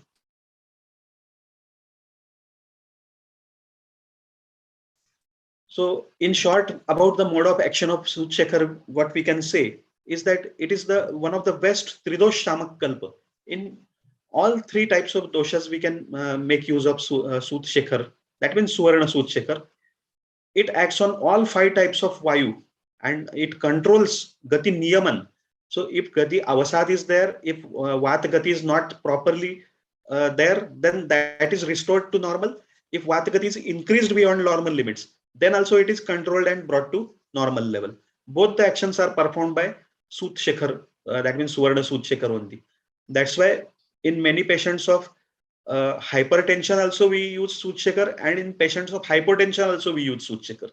In both the conditions we can use. If you will tell this to modern doctors, they will be shocked that for the same medicines we are giving for hypertension and hypotension. Likewise, there are certain things in patients of hypothyroidism and hyperthyroidism also. There are certain medicines which we are using commonly to both the conditions, because they are just regulating. They are not increasing or decreasing as such the levels. So on all 5 types of Vayu, this Sudhshekar is having its actions, and on all 5 types of Vayu, I have used practically extensively this Sudhshekar, like many other Vaidyas. I'm not alone using Sudhshekar. So even in Kas, this Sudhshekar is most important kalpa, which what I have experienced. And in especially in dry irritating cough, which is worst in the night. Likewise, non-stop the patient is coughing. In such patients who came to me, more than 4,500 patients in last 10-12 years, new patients, those patients who came again for follow-up or again after some time period they came for the same complaints, that we are not counting. In all these patients, very good results were obtained, and in that major kalpa was Sudhshekar. So the Sudhshekar controls pranagati, and therefore on Hrudayendriya Chitta Druk. So Indriya Man Buddhi, their karya is also controlled by Suran Sudhshekar. It also controls Hrudaya and Shwasa Gati. It controls Gati of Saman Vayu, and therefore Agni Deepan is action of Saman Vayu. So Agni and Dhatvagni Deepan properly takes place by the actions of Saman Vayu. Whatever I am telling, all these things are having wide applications, and I will be telling you some examples for that. So since it controls the Gati of Saman, the Pitta Srav, it is also controlled by Saman Vayu. The movements of the food in the intestine, the GI motility in today's language, is also controlled by Saman Vayu mainly. And on that, Sudhshekar brings the control again back. And Sarakitta Vibhajan and Shoshan Prakriya, on that also, Sudhshekar brings control through Saman Vayu. And Saman Vayu, it controls the Swedava Srotas. And that's why on Sweda Utpatti also, Sudhshekar brings control. On Vyan Vayu, Sudhshekar brings control, and that's why Rasa Samvahan, that means the circulation, on that also control is obtained. And under the functions of Vyan Vayu, in Ashtanga Sangraha, they have told that Sweda Asruk Sravan. So this Sweda Asruk and Sravan, on that also. Excuse me, I request everyone to please keep your voice on mute. So on Swed and Rakta Pravartan also, Vyan Vayu controls that, and therefore Suvarna Sudhshekar controls that. It brings control over Peshi, that means muscles, and all other Sharir Bhav. On Apan Gati also, it brings control, Suvarna Sudhshekar. Especially in Samapitta, Sudhshekar is useful. Especially in Amla Drava and Visraguna Yukta Pitta. It performs Kapashaman also, and it is Vishanashan also. So many uses of Sudhshekar and so many cases related to Sudhshekar can be told, but few examples I will tell you. One of my regular patients, he told that his auntie is in ICU and she was having diabetes, blood pressure, then renal failure, and now she was in coma. And the urine output was very little. That means almost nil, you can say. And she was in very critical condition. And he told that if anything can be done for that. So I told that actually I should see the patient and then I should decide what I can do. And for that, you will have to take the permission of the doctors. And in all these patients about which I'm telling about ICU patients, with the permission of those doctors only, I visited those hospitals. But in this case, he told that no, by the time I will take the permission, the condition will worsen. So please give me the medicine first, and then I will take the permission. So, but now what to give for this lady? Because I have not seen this lady, and therefore it is difficult to decide that what will be suitable for her. So considering all the situations, I decided to give Suvarna Sudshekar. Totally, I navigated, and the doses were given to him, and he only applied on her gums in the ICU. And not only she became conscious the next day, but her urine output was also increased. That means urine output was started, rather, again we may say, because it was almost stopped. So it was started. So how Sudshekar, which is containing Ushna Tikshna medicines, can help in producing urine? Because therefore you can understand that I had mentioned that in Pachan and Shoshan, so it acts on Pakwashay, and therefore from their Shoshan of that Dravansh from Kitta, which will be getting converted into Mutra, properly that was absorbed, and that's why urine output was increased. Otherwise, Sudshekar directly is not increasing urine output. It is controlling Apangati, of course. So like that, in so many conditions, in critical conditions, this Suvarna Sudshekar has helped in patients, and in some of the next cases also, which I am going to present, you will be finding the use of Suvarna Sudshekar. Now, quickly about Mahalakshmi Vilas, I will speak, and then we will move to some cases, and then we are going to stop. So Mahalakshmi Vilas also, there are many parts which I have mentioned. I am not going in details of that, but this part from Yog Ratnakar, which is mentioned under Rajakshma Adhikar, or they have mentioned the name as Lakshmi Vilas, Suvarna Yukta Lakshmi Vilas, but this is only called traditionally as Mahalakshmi Vilas, and we are making use of that. And it is also having so many uses, but only few I will mention. That it is Tridosh Shamak, specifically Vata Kapha Shamak. Mainly it performs shaman of Dhatukshajanya Vat. And if the praman of Am is not more, and if Srotoro is not much, then in Margavrod Janyavat also we can make use of that. But if praman of Am is more, or if there is more Srotoro, then usually we have got other medicines to use in those conditions. It provides strength to all 7 dhatus. It increases the bala, and therefore it controls the effects of Visha, Bhuta, and Jantu. It increases Shukra and Sarvadayik Shukra and Oj instantaneously. And because of Ojakshay, Dormanasya occurs. So on that also this Mahalakshmi Vilas acts. It produces Thiratva in Buddhi. It increases bala of Amashay, Grahani, etc. And Samyak Sarav of doshas required for Pachan is maintained by the use of Mahalakshmi Vilas. It increases Agni Bala and Indriya Bala and reactivates the Indriya for their actions. Bala of various body organs is improved, and therefore better control of the body on various organs is re-established, and that is required when in critical conditions they say that multiple organ failure.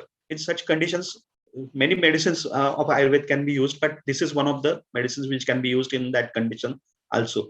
In Shwas Vyadhi also, it acts on Pupus and increases the strength.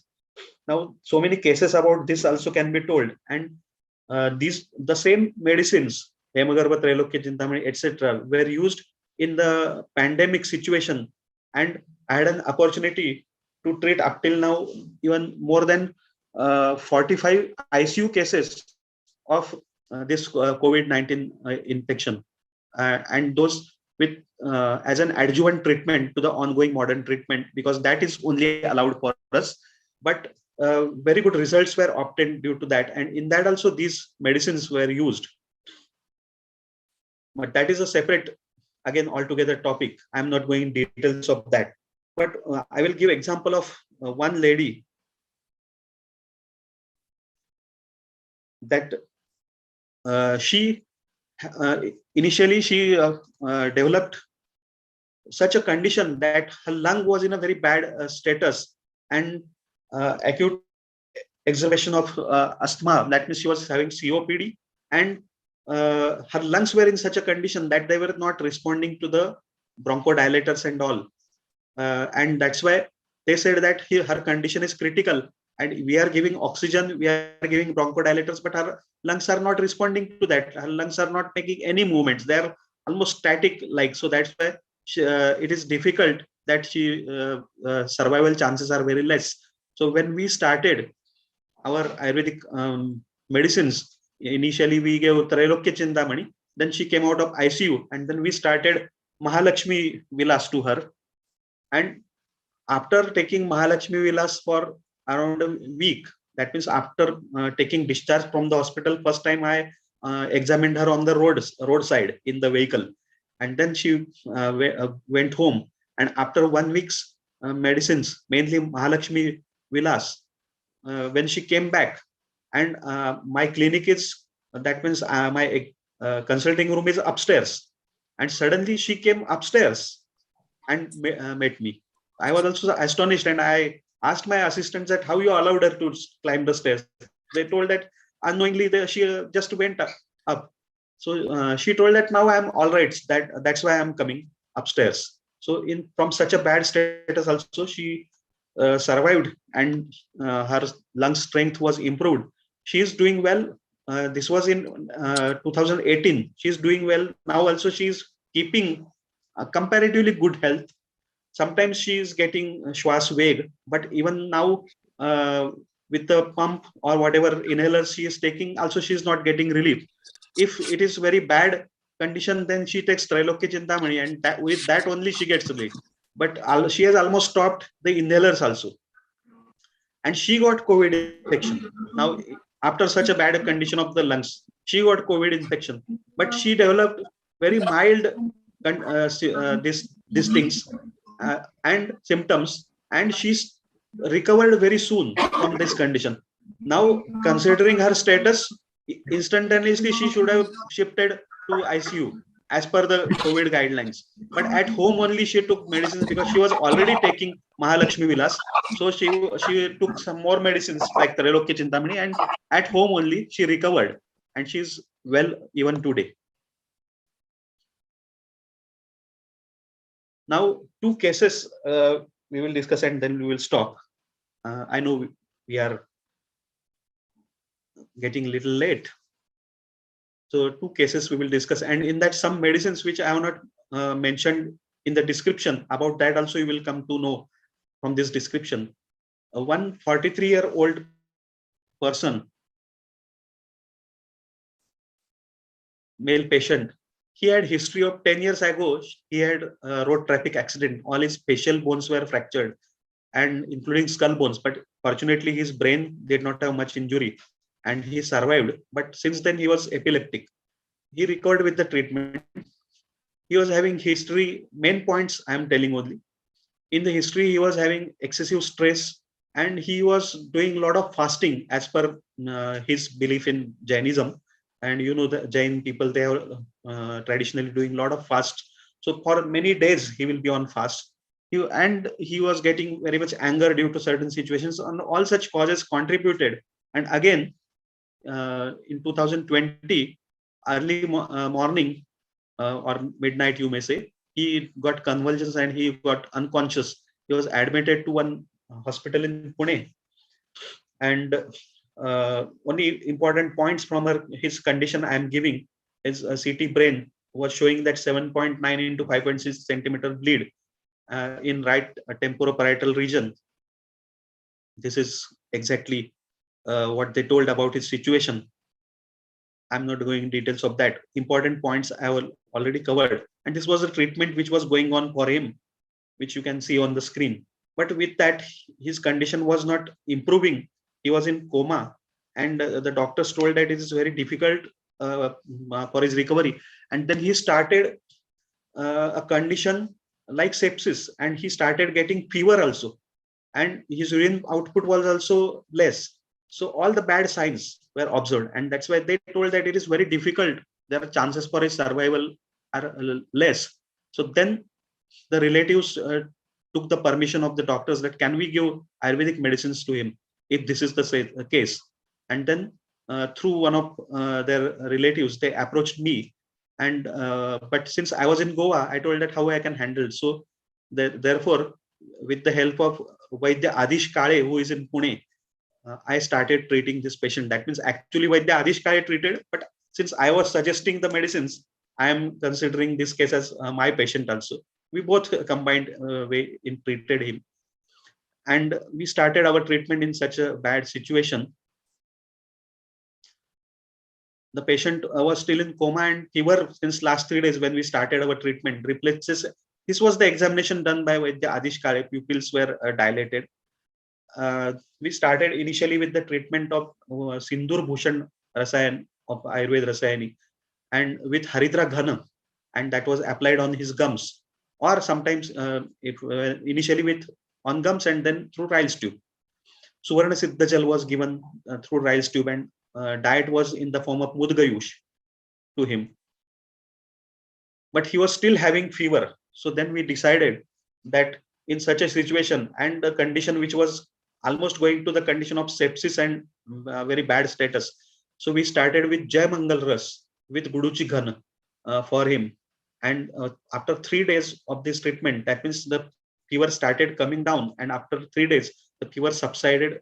Next day only the fever subsided, but his condition improved within 3 days.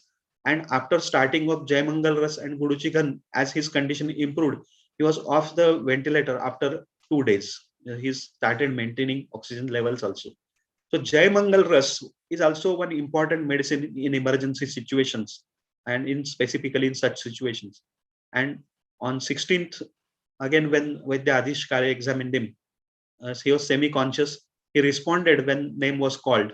He started moving movements of right leg and he was trying to open the eyes. I'm not saying that the modern treatment was of no use or like that. I'm not claiming like that. But when the modern treatment alone was going on, then this the response was not there. And when we started our treatment, he was responding in this way. So definitely credit goes to Ayurvedic treatment. And there are certain conditions in which we have treated ICU patients with only Ayurvedic treatment also. So those experiences later on we can discuss about that. But then he was shifted to special room from ICU on 19th. That means very within a short period. Then he started speaking. He started movements of his hands since he was paralyzed. His left extremities were still paralyzed. Then we started, since he was ati kshin, because of already he had some episodes of ICU in the past, and now also his condition was such. He was ati kshin patient, and that's why we started him with another rasayan from Ayurveda Rasayani called as Arpisa. It is in short, you will have to go in details of the composition of that and uses of that. But in short, it is like a combination of Suvarna Malini Vasanta and Bruhatvat Chintamani. Like that, you can understand in brief.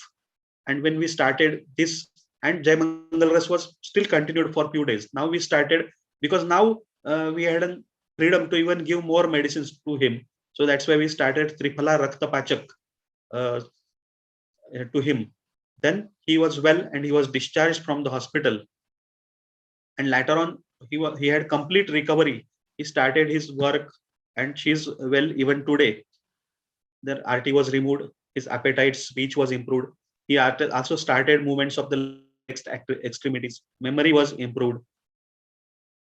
Then later on, we started Yogendra Ras for him, and Triphala Rakta Pachak and Dhamasa was given in Apankal, that means twice before meals.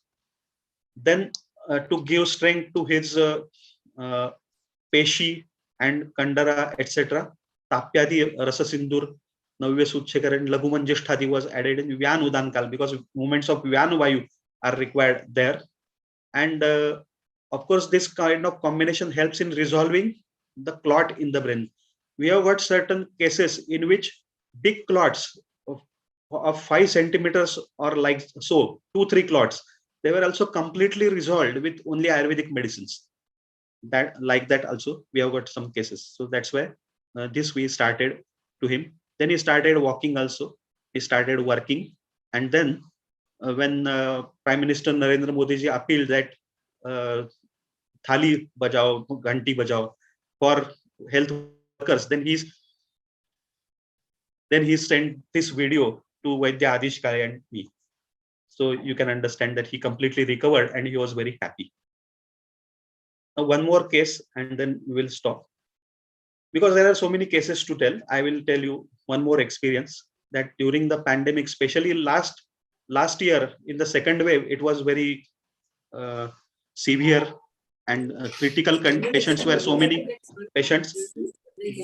Only in May and mid-June, we got more than 120 COVID patients. After in the first wave and third wave, that more than 350 patients. Considering Goa's population, this is a big number, and more than 45 ICU patients. But during those 2 months, only 25 ICU patients we gave Ayurvedic treatment as an adjuvant treatment.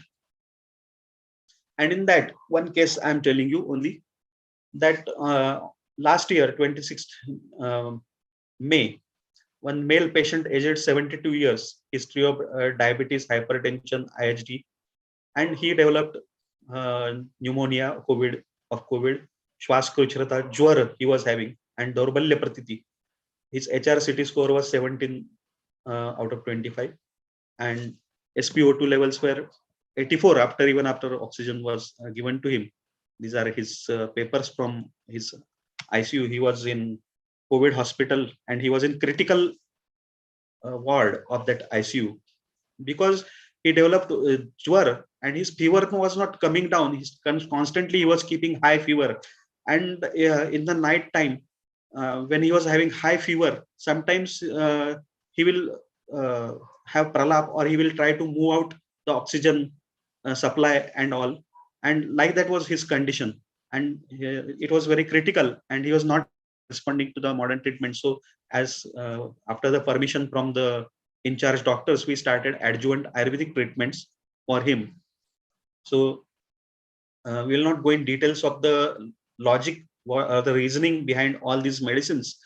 We started with Navya Sudshekar, Vasa Darvi, and Sapta Parnadi. This combination we found very helpful in Jwar in all these patients who came to us in this COVID situation. And here also we have to consider parinam of a kind of visha. That means this infection produces kind of visha in our body, and through that actions are observed.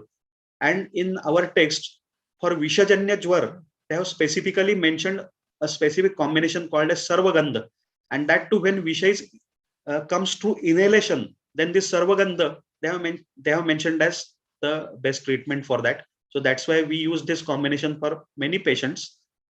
And since Dhatu Pak we wanted to avoid, that means sepsis like condition.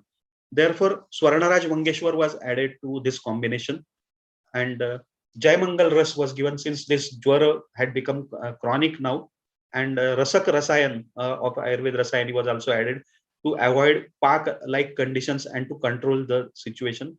And it will be acting on Rasa Dhatu Agni also. And with this treatment, and Arogyavardhini is also mentioned for Jwar Chikitsa, and that's why in Samankal Arogyavardhini was added because it will take care of the Vikrut Pitta also at the same time. And Rasa Pachak was added since he was having continuous fever. So Santata Jwar, and that's why Rasa Pachak was added. So with all this treatment and Krimi like symptoms were observed, so that's why there. And if he is having Jwar, he is having high fever, that time Mahajwarankush, since Vata Kaphatmak Jwar was observed. And Rasamanikya in Ashtang Sangraha, there is one Vishopayogi Adhyay. And in that, they have mentioned that for Vishajanya Jwara, Hartal should be used. In all three doshas with different Anupan, Hartal should be used in Vishajanya Jwar. And therefore, Rasamanikya we used in many, majority of the patients during this pandemic. So that's why that was given to him. So with that, his fever came down and his oxygen levels also improved. And then we started Mahalakshmi Vilas for him. After 2-3 days, oxygen levels improved. Initially, he required 20 liters of oxygen, but gradually that requirement was reduced. Within 2-3 days, fever was completely subsided, and he started keeping SpO2 levels at 95-96. And on 3rd June, after a few days, again his mask was removed. He was maintaining the oxygen levels on his own. And on 6th June, initially when the patient came, the doctors were also of the opinion that his condition is very critical. He was kept in critical ward, and the relatives, they asked me first question that are there any chances of survival? But afterwards, as you can see, that he completely recovered, and he's still very well. So I have shared about mode of action of certain rasakalpa which are used in Attek Chikitsa, and I have tried to give examples of certain cases which I have experienced, and 2 case studies I have given more details about them. So I think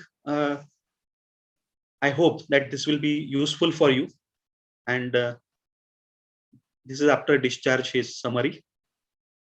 I thank the organizers for giving me opportunity to speak in front of you, and I thank all of you for patient listening, and hopefully this will be useful for you, and you will be inspired to make use of Rasaushadhi and other Ayurvedic Aushadhi, and you will be also becoming confident to handle such situations. And therefore, many people, what they think that Ayurveda is only useful in chronic conditions. With our efforts together, we can remove this misconception from the mind of society, and therefore the prestige of Ayurveda will increase in Ayurveda in society. That is our aim.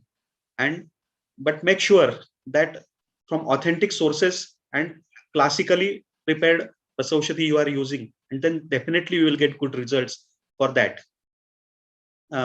Because many times I am getting calls from some Vaidyas, and they are asking for opinion on certain conditions from me, and I'm giving them advice, but sometimes they don't get good quality medicines, or sometimes they don't get that exactly medicine, and other alternatives they are to use, and then the expected results may not be obtained. So make sure that you are using good quality medicines, and then they are really potent, and they will give you the success, and they will be helping to the patient and the ailing community. So thank you very much.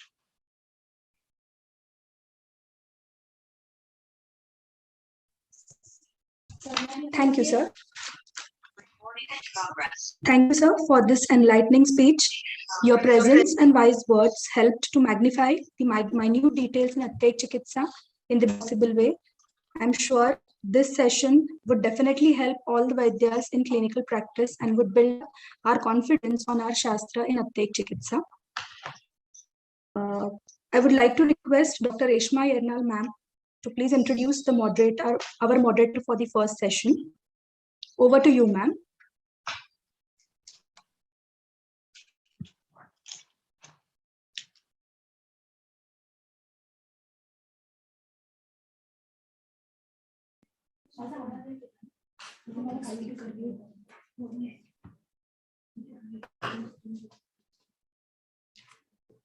Thank you, Dr. Sapnali.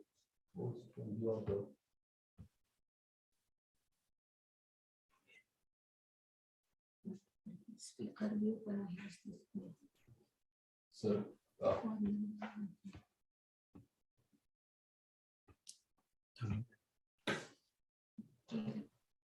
ma'am, kindly remove the sharing of Dr. Dixit's slide. So the Yes, sir. Reshma will be.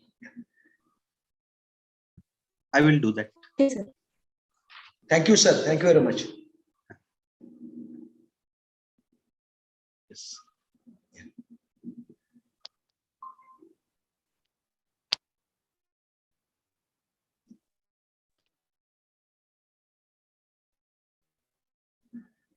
Yeah, Dr. Rishma, you continue.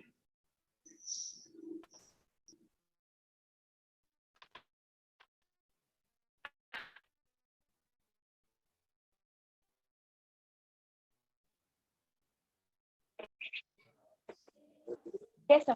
Thank you, Dr. Sapnali. It's great pleasure to introduce the first moderator. It's great pleasure to by introduce our Mrs. first moderator Yogini Patil. by Mrs. Yogini Patil, ma'am.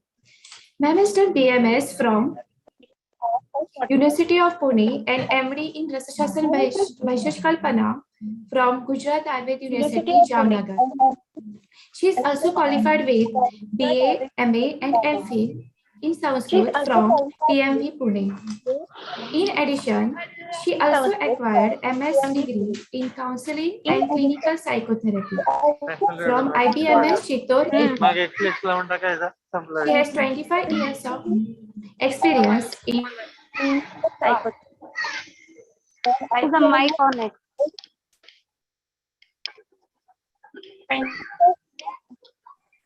Experience.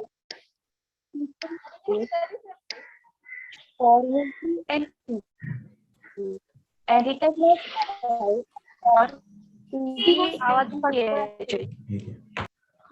Ma'am is awarded by the Division Day Rasaanusandhan Puraskar in December 2011.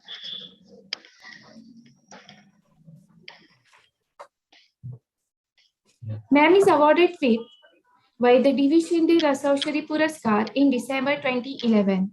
She was invited as resource person in Indo-European seminar on Ayurveda at Lisbon, Portugal, and also at many other seminars and CMEs. Ma'am is Upasampadak of book Kriskanda Kosha and also some other publications like Yoga Ayurveda. Ma'am has published many journals in national and international. Ma'am is a peer reviewer of Ayu Journal, Jamnagar, and also some other journals. Presently, ma'am is an associate professor in Rasashastra Vaisheshkalpana department at Tilak Ayurved Mahavidyalaya, Pune. We are very fortunate to have you as a moderator. Ma'am, a warm welcome to you, ma'am. Please moderate the session. Over to you, ma'am. Thank you, Dr. Rashmi.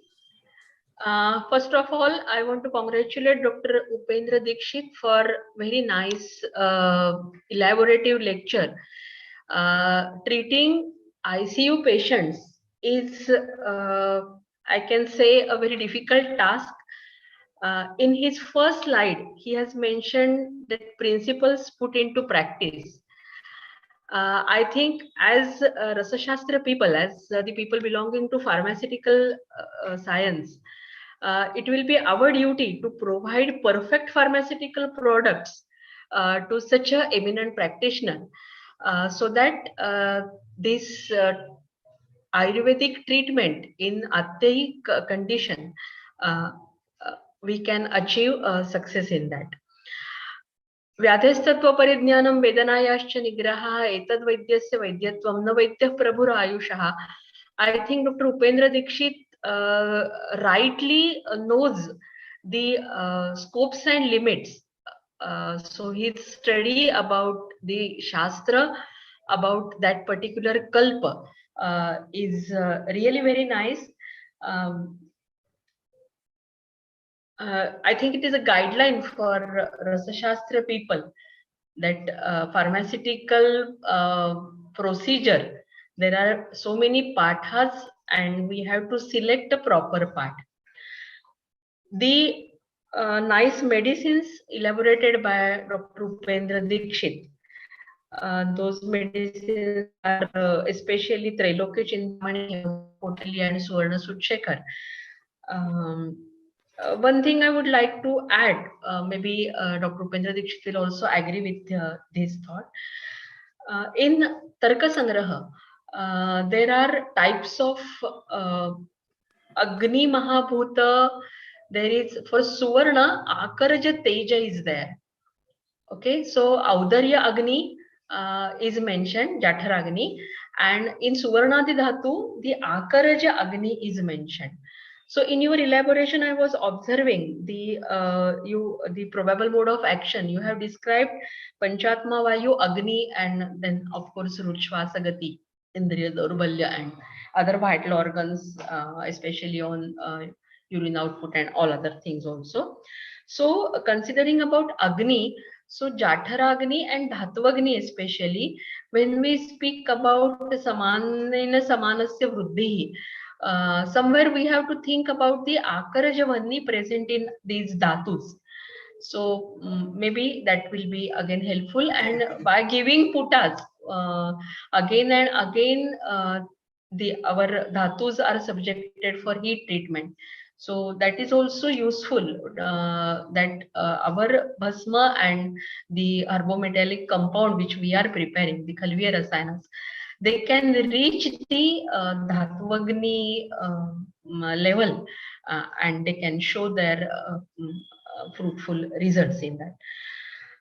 So at this outset, I must congratulate the organizers of this webinar for organizing a very nice seminar on research in Rasa Shastra, its clinical application. I must thank the organizers for giving me this chance of sharing my views with all of you. I know we are running a little bit late. You must be eager to listen the further speaker, Vaidya Yogesh Bindale. So I must thank you all, and I would like to stop here. Okay, thank you.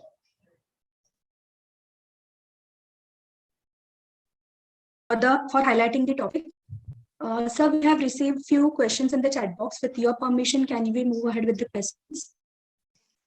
Okay. First question is, can we use Hemagarbha Potali in tachycardia?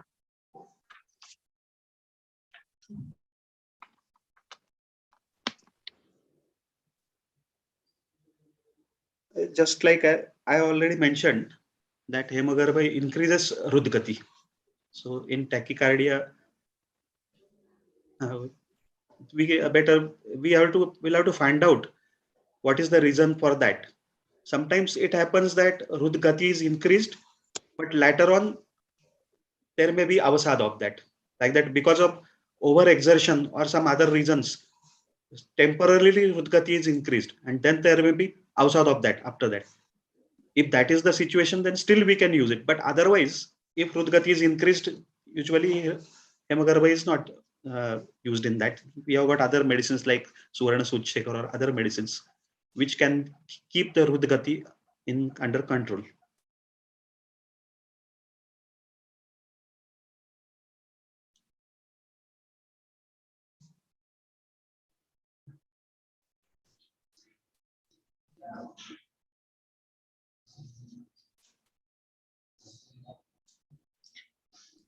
So second question, what is the role of Praval Bhasma in Mutravaha Srotas? Praval Bhasma is sheath. So usually Ati Ushna Tikshna Gun, they decrease the quantity of Mutra, urine. And that's why in such situations, if Praval is used, because of its sheath guna, properly that Mutra Utpatti will improve. But we'll have to find out what is the reason why the Mutra Utpatti is less. Just like I told you one case, in that the Pachan Shoshan, from there only Mutra Utpatti, from Pakvashay only it starts. Then Ansha of Udak also comes in urine, and also Kled from different levels, specifically from Med. Kled is converted into Swed, and Mutrasya Kled Vahanam. So part of that comes from Med also. So different. So we'll have to find out why the quantity of output of urine is less, why the quantity of urine is less from Ayurvedic point of view. And in some of these situations, Praval Bhasma will definitely help.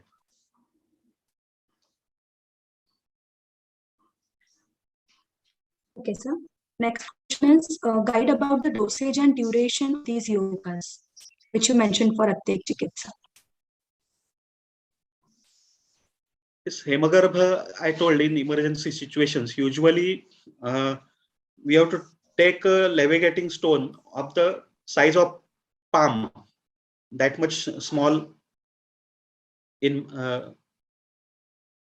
have to take that levigating stone, in Marathi sahan, and on that we have to rub it. So 3 rounds of that or 4 rounds usually are sufficient at a time.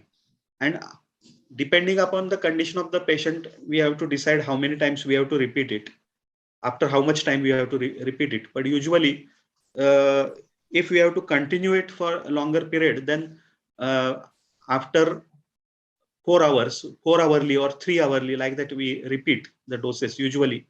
And then after the required improvement is obtained, then we reduce the doses. These medicines like Trailokya Chintamani, or they 125 milligram, usually 60 to 125 milligram at a time is sufficient. And just like I mentioned, in emergency situations, 4 hourly or 3 hourly. But in usual situations, twice or maximum thrice in a day is sufficient. But this Trailokya Chintamani being a Rasayan or all other these other medicines, if we are in small doses, we can keep give them to for a longer period also. So in certain patients, now this lady, which I told, she was not able to breathe, Fuffus Daurbalya. Now since 2018, she is taking Suvarnakalpa daily, and she is well. So in certain patients for longer period, if required, we can give them. And if they are of good quality, they will not harm, and there will be no side effects of that. But otherwise, these potent medicines, as I told, these medicines, because they are potent, we have to give them for a certain time period, short period. Then we have to shift to other mild medicines, and then ultimately we have to shift on Ahar Vihar, and on that only the patient should be maintained. For his lifetime, the patient cannot be on medicines only. So ultimately, we have to shift him to Ahar Vihar, and on that only ultimately he should be maintained. So medicines will be helping to restore the Dhatu Samya, but ultimately Dhatu Samya will be maintained by proper Ahar Vihar. So after some time period, we have to reduce the doses, and we have to stop ultimately the medicines, all the medicines, not just Rasaushadhi. All the medicines we should think of stopping at some stage. Okay, thank you, Dikshit sir. I request to the organizing department, because other speakers has to address and enlighten us, and the other delegates are waiting. I request Dr. Dikshit sir kindly give your email ID, so any questions the delegates can directly ask you, and that can be answered in a value in time. So I request to the department, please, the next speaker, just call him, and the other people are eager to listen. Okay, thank you very much. Yeah, thank you. Yeah, that's really true. We will now move ahead for the next session. So I would request Dikar ma'am to please introduce. Over to you, ma'am. Our second speaker for the session is Dr. Yogesh Bendale, sir.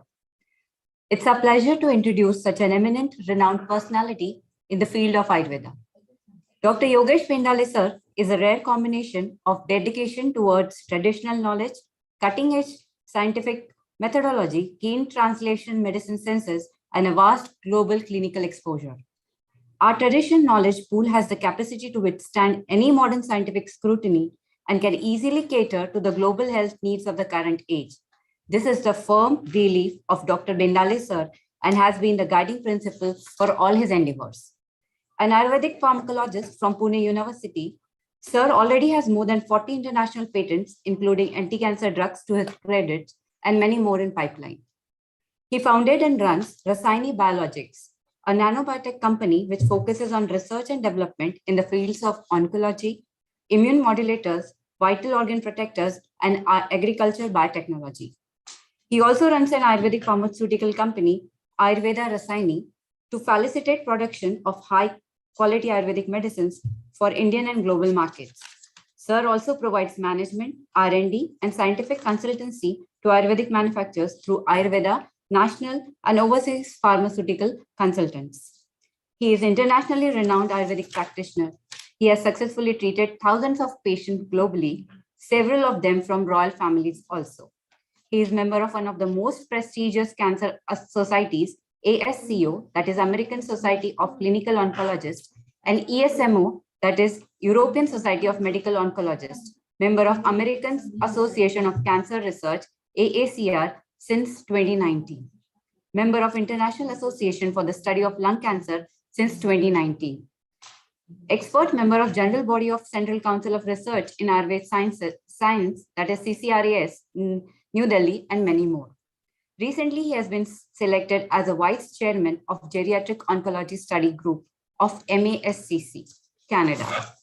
He has also unique achievements like setting up a 175-bedded Ayurvedic hospital in Germany and to be the only Ayurvedic practitioner to have right to practice independently in United Arab Emirates. He displays an evangelical spirit in spreading Ayurveda internationally. He is Secretary of European Academy of Ayurveda in Italy and Sai Dhanvantari Institute of Ayurveda in Netherlands. Dr. Bendale sir, the gold medalist Vaidya, started his career as the student of Ayurvedic pharmacology, has several national and international papers to his credit. He also runs a monthly e-journal, Rasaanusandhan, dedicated to the subject. Dr. Bendale sir also supports efforts to uphold Indian knowledge tradition. He is patron of Bhandarkar Oriental Research Institute, Pune. Founder, President of Association for Consciousness and Knowledge of Vedic Sciences, Paris, to list a few. A very warm welcome, sir, to Rasaanusandhan 2022. Would request you to please begin this session. Over to you, sir.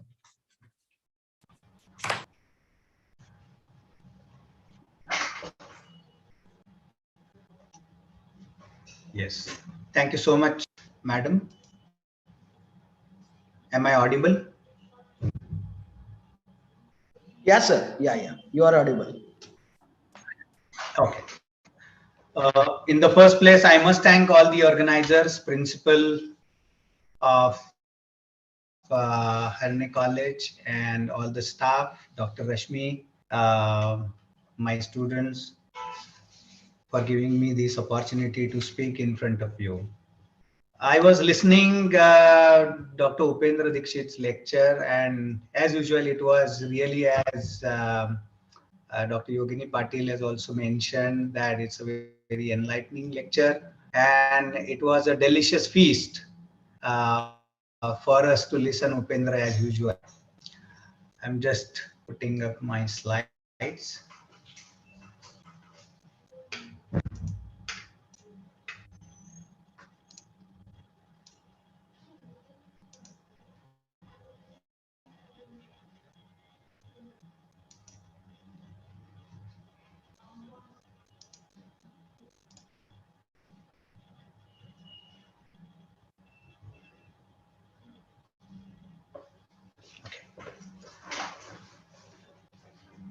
Can you see the slide? Yeah. Yes, sir. Yes, sir. Oh, brilliant. So, just in continuation with the talk of Upendra, we are taking up this leap to enter in the research, and after listening the practical views, the practical success stories, we are entering into a little laborious part of science, which is research. So here you can see the flame, which is as our logo. And this flame indicates, as we all know, that the importance of Agni in our body, as well as the Agni has got its own place in the manufacturing of medicines, especially Rasaushadhis also. That's why this is the logo we have selected. And I want to bring it to the attention that we must consider this Agni whenever we talk about research as well. I remember when I was not well with COVID, and after my quarantine period is over, I was extremely weak and my voice was considerably weakened. So I called Dr. Upendra that whether he can suggest something for me to improve my voice. And he has suggested me Chawanprash. And dramatically within 3 days, my voice is changed. And the strength in my voice is returned to its normal within a week's time of starting Chawanprash. The point here I am trying to mention is that Yojakas Tatra Durlabha. So he is one of the very raremost practicing Vaidyas in the country who is not only having the command on Granthas but equally on the. कोई तो sharing stop sharing करना है कि क्या करना है? So today we are going to talk about the general introduction to research in traditional medicine, especially Ayurveda, different types of preclinical research studies, clinical research studies, application of research-based formulations, what we have done after having the experience of 25 years in critical illnesses, research leading to international acceptance, and what is the future scope for research in Rasa Shastra.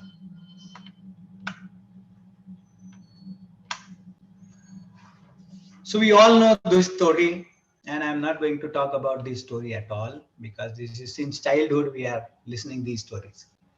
So basically research is nothing but to solve a problem. Modern day research is always done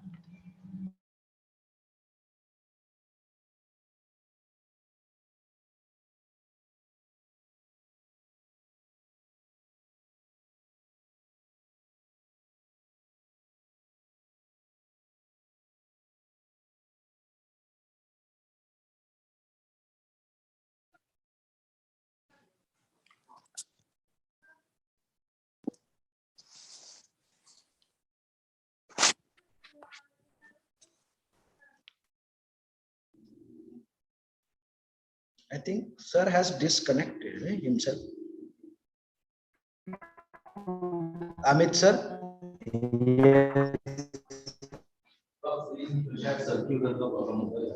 I think he disconnected himself. Yes, sir.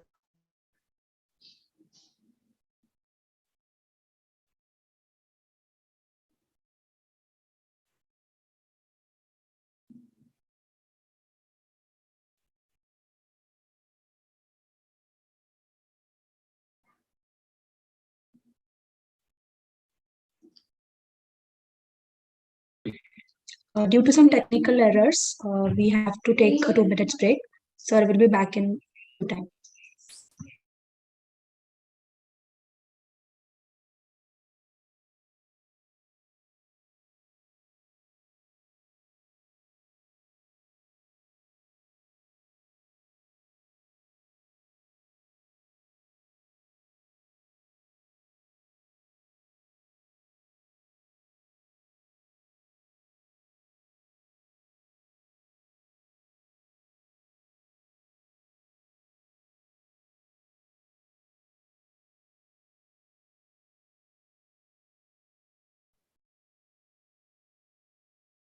Amit sir कोणीतरी call करा सरांना.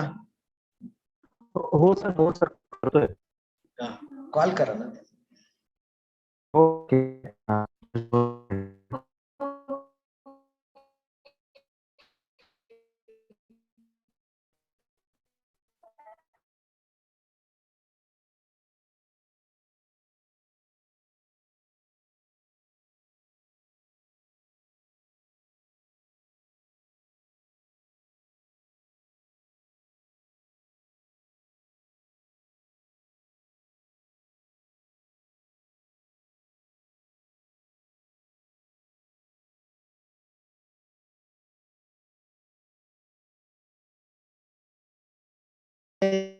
Sir is having some technical issues. Sir will be rejoining soon.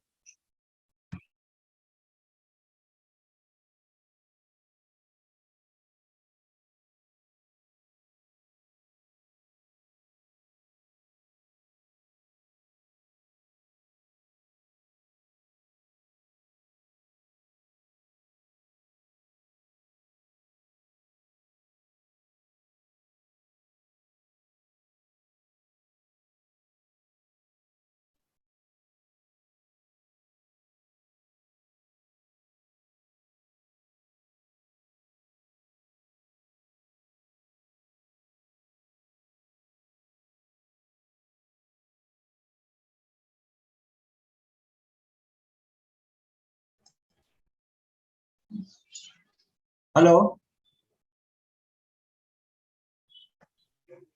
Hello. Hi, yes, sir. Dr. Bendal will join just Sir, little problem.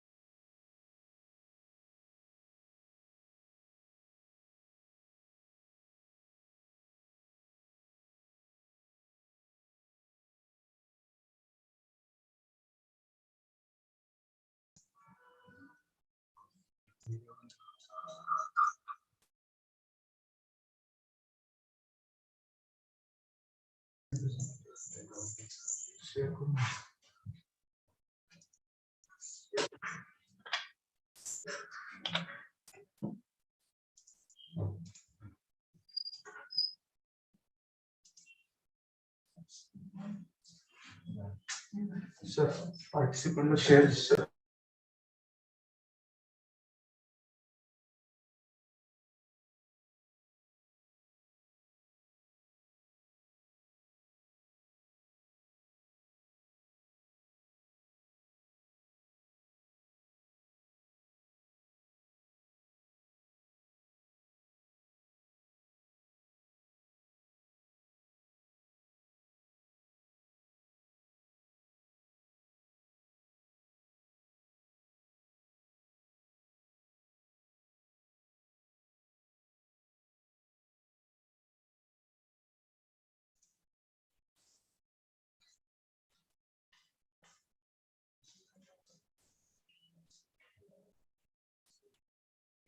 जाते का ऐकायला ते ना.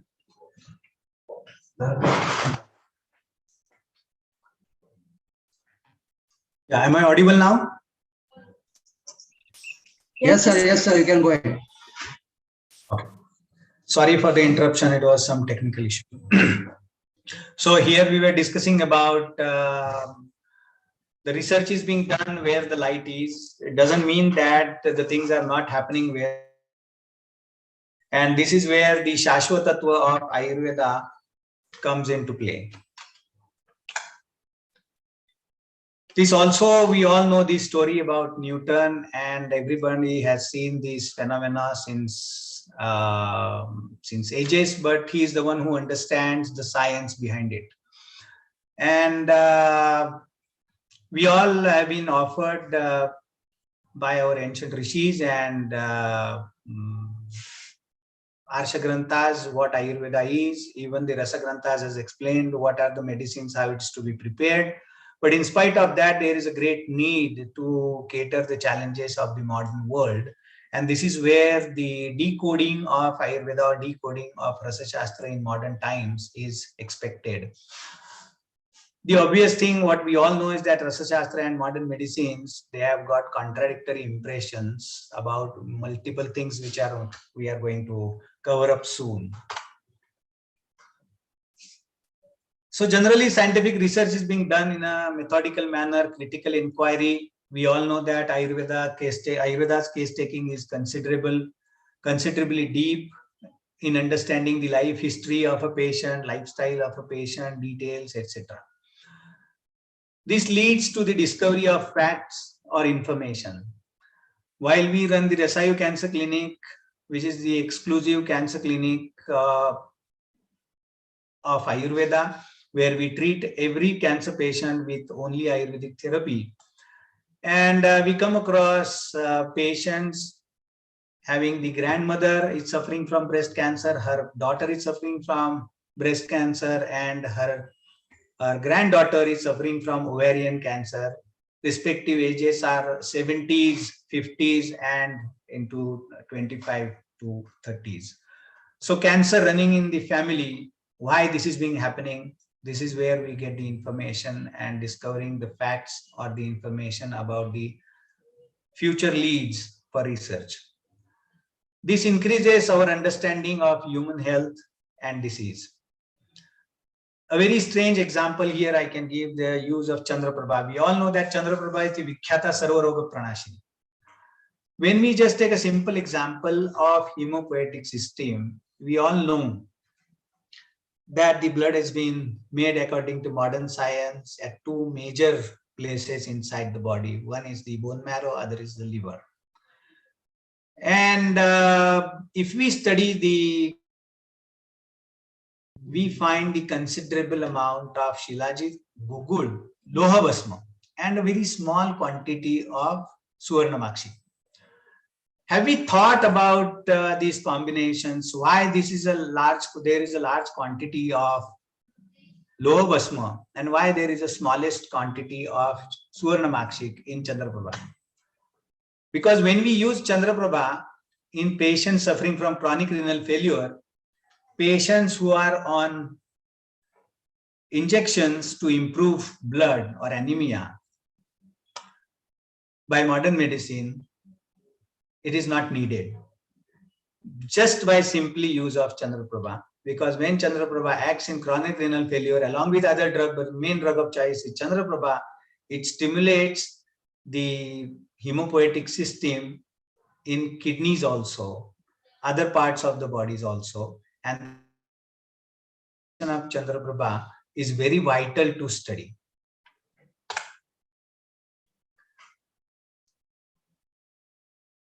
We have given ready-made fundamental principles, how these principles have been put forth.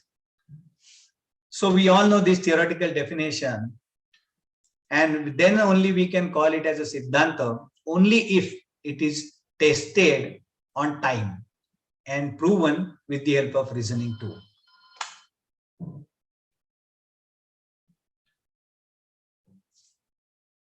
So here comes the importance of Rasa Shastra. What we are doing currently in Rasa Shastra is obviously what we have learned from our gurus,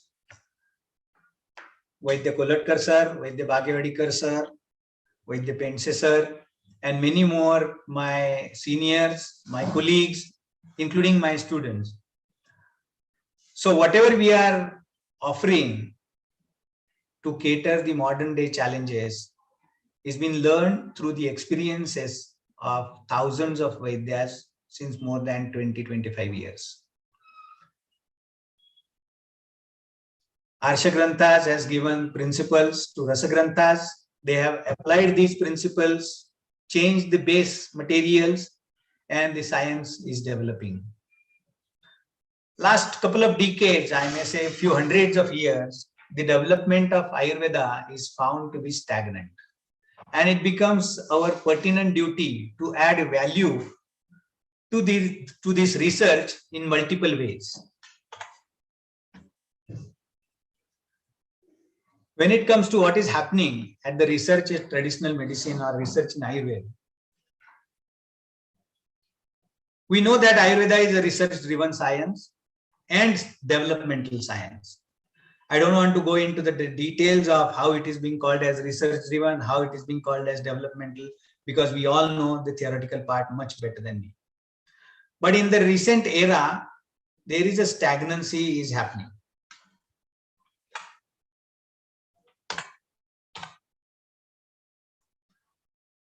Let's have a look to the latest Nobel Prizes. And if we look at these Nobel Prizes and the fundamentals of Ayurveda, are they antagonistic to Ayurveda or are they giving synergistic?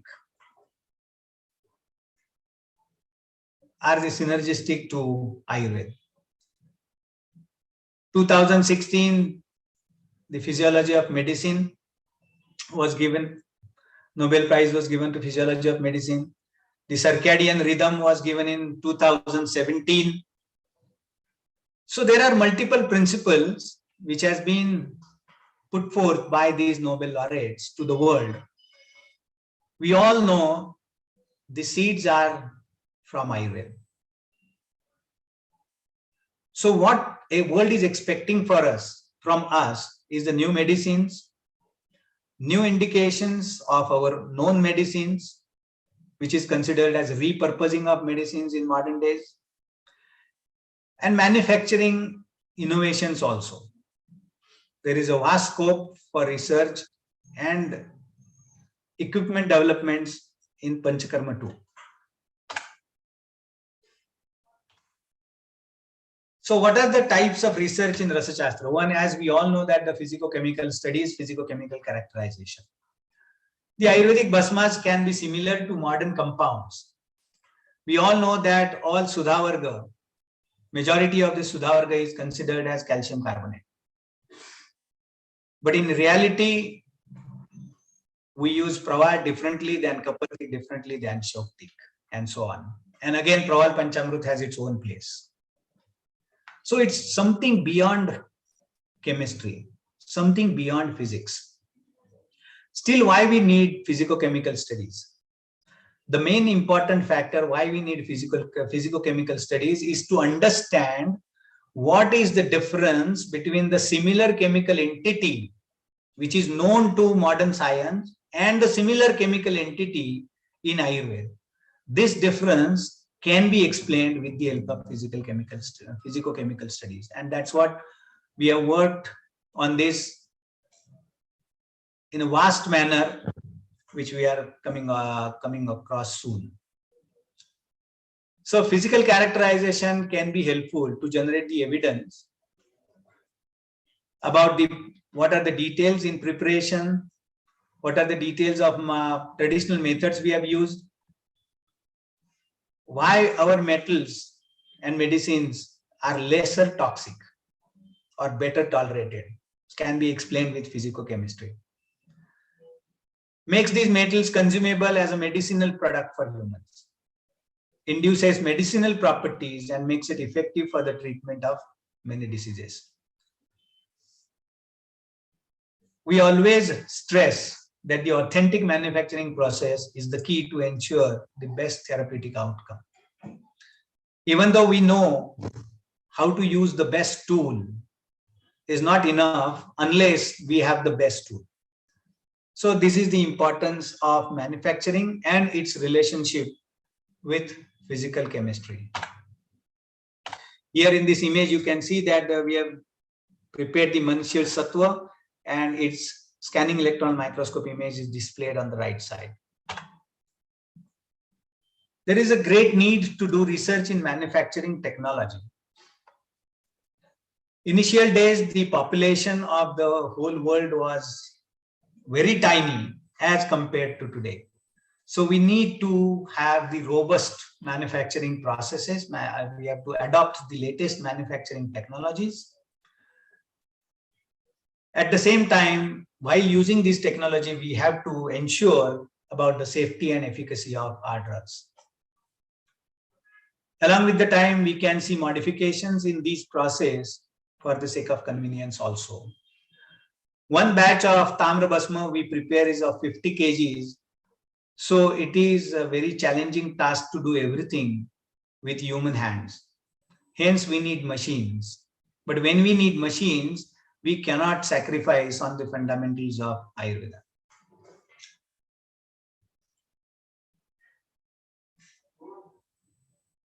So these changes we are doing, instead of using hand-operated curl, we move on to the mechanical curl.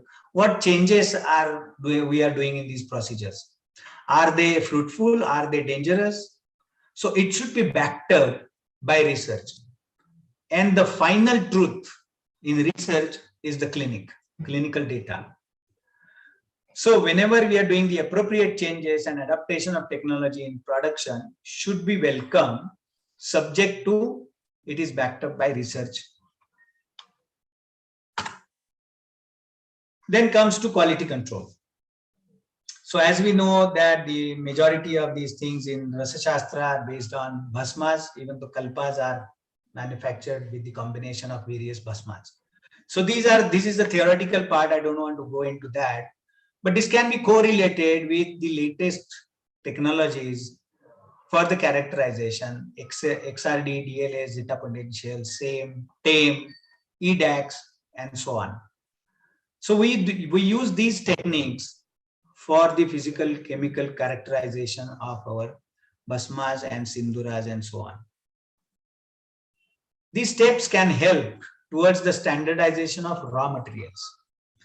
This is the very important point. We all must understand that we are adopting the research methodologies or the drug standardization methodologies, what has been laid down in modern medicine. Is it completely applicable to Ayurveda blindly? My strong suggestion is no, it cannot be. Because Ayurveda is giving important, rather is emphasizing on the raw material quality.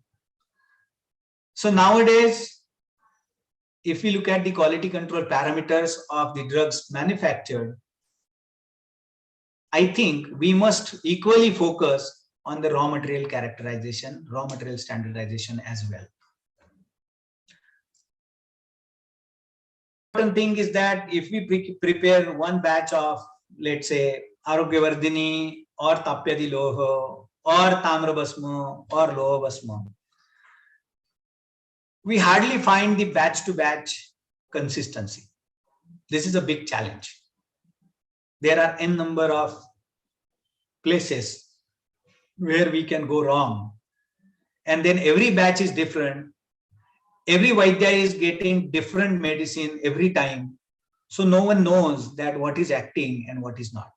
And that's why the reproducible results are not seen through Ayurvedic practitioners across the country. And hence the modern medicine is taking over its advantages over Ayurveda. So we have to establish Ayurveda as a science. And when we are there on this mission, establish Ayurveda as a science in today's world, this reproducibility of medicines plays a vital role. Then only we can expect the reproducibility in clinical results also. And then eventually the science is being established. So we have done the characterization and standardization of our active pharmaceutical ingredients so as to ensure they are efficacious, consistent in results, and safer as well. As we all know that the in vitro preclinical study has its own importance in drug development or research. We do understand its importance, but at the same time, I strongly suggest that applying in vitro studies, in vitro technology to Ayurvedic medicines as it is, only from the fundamentals of cell sciences is not enough. We have to understand Ayurveda, we have to understand our principles, and then understand the cell biology, and then formulate the studies, design the studies, then only it is useful.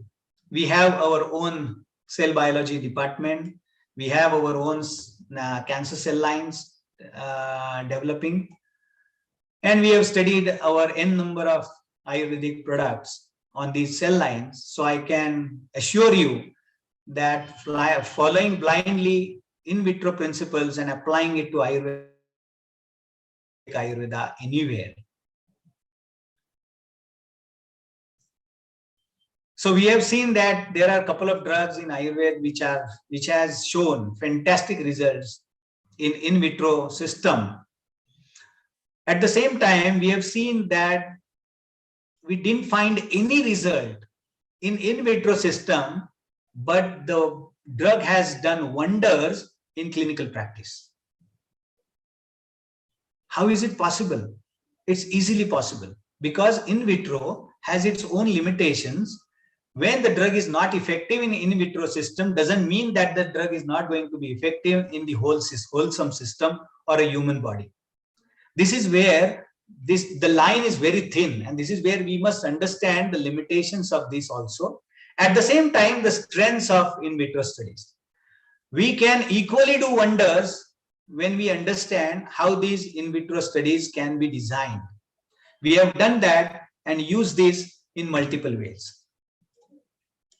So, in short, the proper application of in vitro models in Rasashastra can be of immense help for us to take our science ahead.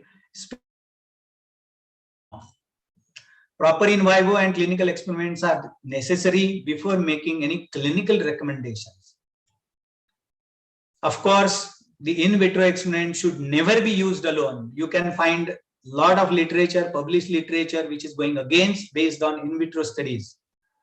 But it is not needed, it is not expected that based on in vitro, some scientist or somebody should weigh Ayurveda as. These are the 3D models we have developed in our own lab. We have developed from one single cell to a ball, like a tennis ball. It's called as a spheroids, 3D spheroids. These spheroids we have developed in our lab and used Ayurvedic Rasayanas, especially for the anti-cancer studies. And you can see easily the effects of these Rasayanas at the end of 24 hours and 48 hours. And these untreated, vehicle control, low dose, medium dose, and high dose. So these studies, these medicines are dose specific also. In Ayurveda also, we know that the dosages have been given. It's very important that which dose we are administering the drug. If we are expecting the reproducible results, we have to be extremely careful, extremely sensitive, and extremely specific also towards the doses. Unfortunately, we are not when we are in clinical practice. That's why we have prepared various Rasayanas with the standardization of doses, at what dose it works. And this dosing has been come from the numerous experiments from the in vitro studies.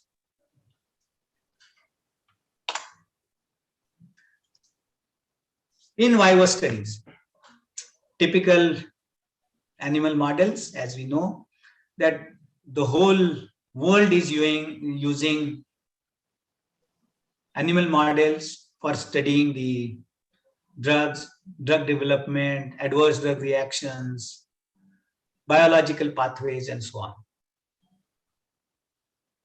They appear to be similar to humans, but they still cannot be considered as a complete replacement of clinical studies. This is very important. As a fun, one can understand that let's do these experiments. In the first place, there are very few places where in vivo studies, animal models are ideally needed to be studied. Very few, as compared to it is talked about. Research studies are very broad spectrum of effect and works on multiple biological pathways at a time. Whereas the modern medicine, all the drugs, all the in vivo models are considerably designed to study the limited biological pathways, which is not the case in Ayurveda, which is not the case in Rasashastra. And that is why it is important. Also, it is important to consider the basic principles while designing the studies. The Aushad Sevan Kal. How are we administering the drug, Anupan, to animals? These are the important things we must understand. And Rasaushadis are potent immunomodulators. These are not immunity enhancing drugs. Kindly understand. Our medicines are not improving the immunity. Last 2 years, we have been listening right from the top level to media to n number of scientific conferences that XYZ Ayurvedic medicine is immuno enhancer. It improves the immunity. That's why it should be recommended in COVID or such kind of situations. Ideally, no. Our science is based on Shaman and Shodhan Tattva. When it comes to Shaman, na Shodhayati na doshti swan doshan tattodatan, sami karoti vishaman. Sami karoti vishaman, we should not forget. Shamanam tadyathamruta. And luckily, the Amruta is named in that shloka. And we are propagating Amruta to improve the immunity. Where the shloka says that Sami karoti vishaman, whatever is visham is bringing to the equilibrium. So when there is the excessive immune response, it should be reduced. When there is a diminished immune response, it should be improved. That balancing, that equilibrium is being achieved with the help of Rasayana. Not that in every case we need to improve the immunity. Please, this is a shame for Ayurveda also to propagate our medicines are immunity enhancers. If this would have been a case, then why the best selling drug, why the best effective drug from modern medicine belongs to category of cortisone, maybe Visolon, it may be prednisolone, it may be dexamethasone, which are known to have immunosuppressants. How did they work? So we have to understand these things. So when we consider our principles very effectively, study it by heart, and then try to implement, then try to talk in the modern language, then only Ayurveda is going to be established. Otherwise, we believe, we think, we expect, we imagine that this is a way to take Ayurveda forward, and it's not the way. The final most important step in research is the clinical observation and study. Clinical trials, as we all know, plays a vital role in generating the high-level evidences. Though the clinical trials still has got a lot of control, lot of limitations. If this would have been not the case, then why the number of drugs which are taken from the shelf are far more than the number of drugs bringing onto the shelf? Because the design of clinical trials are faulty. These designs are not made by considering n number of things which ought to be. So what is needed for Ayurveda is the real world evidence. What data says. And when you want to see that what data says, you have to have the standardized medicines. You have to have the standardized documentation practices. And then only you will achieve far bigger goals by keeping the real world data. So this is the theoretical part. As I said, the proper documentation is required. How to do that? Last 25 years of clinical practice in critical illnesses, we have designed a computerized comprehensive documentation software. We call it as a smart software. Because this software, once you fill the case in this particular software, we are confident that not a single question which is important to establish Ayurveda as a science in today's world won't be unanswered. This much confidence we have, and easily reproducible. If let's say 50 Vaidyas are using this software. In 1 year, they have got 1,000 patients.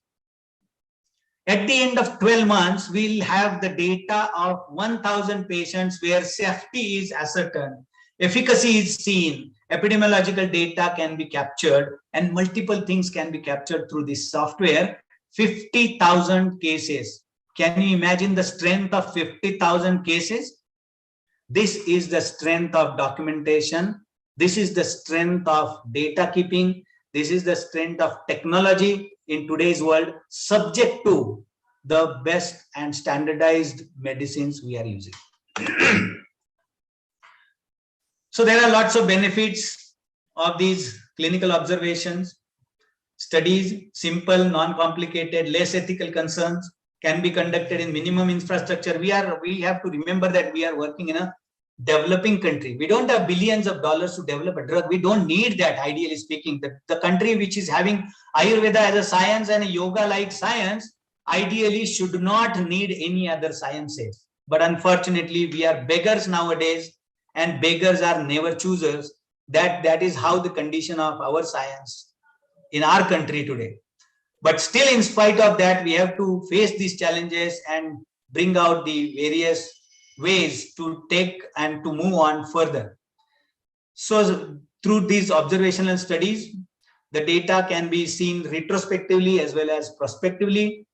And obviously, if someone is having the budget, then you can obviously plan randomized controlled trials also.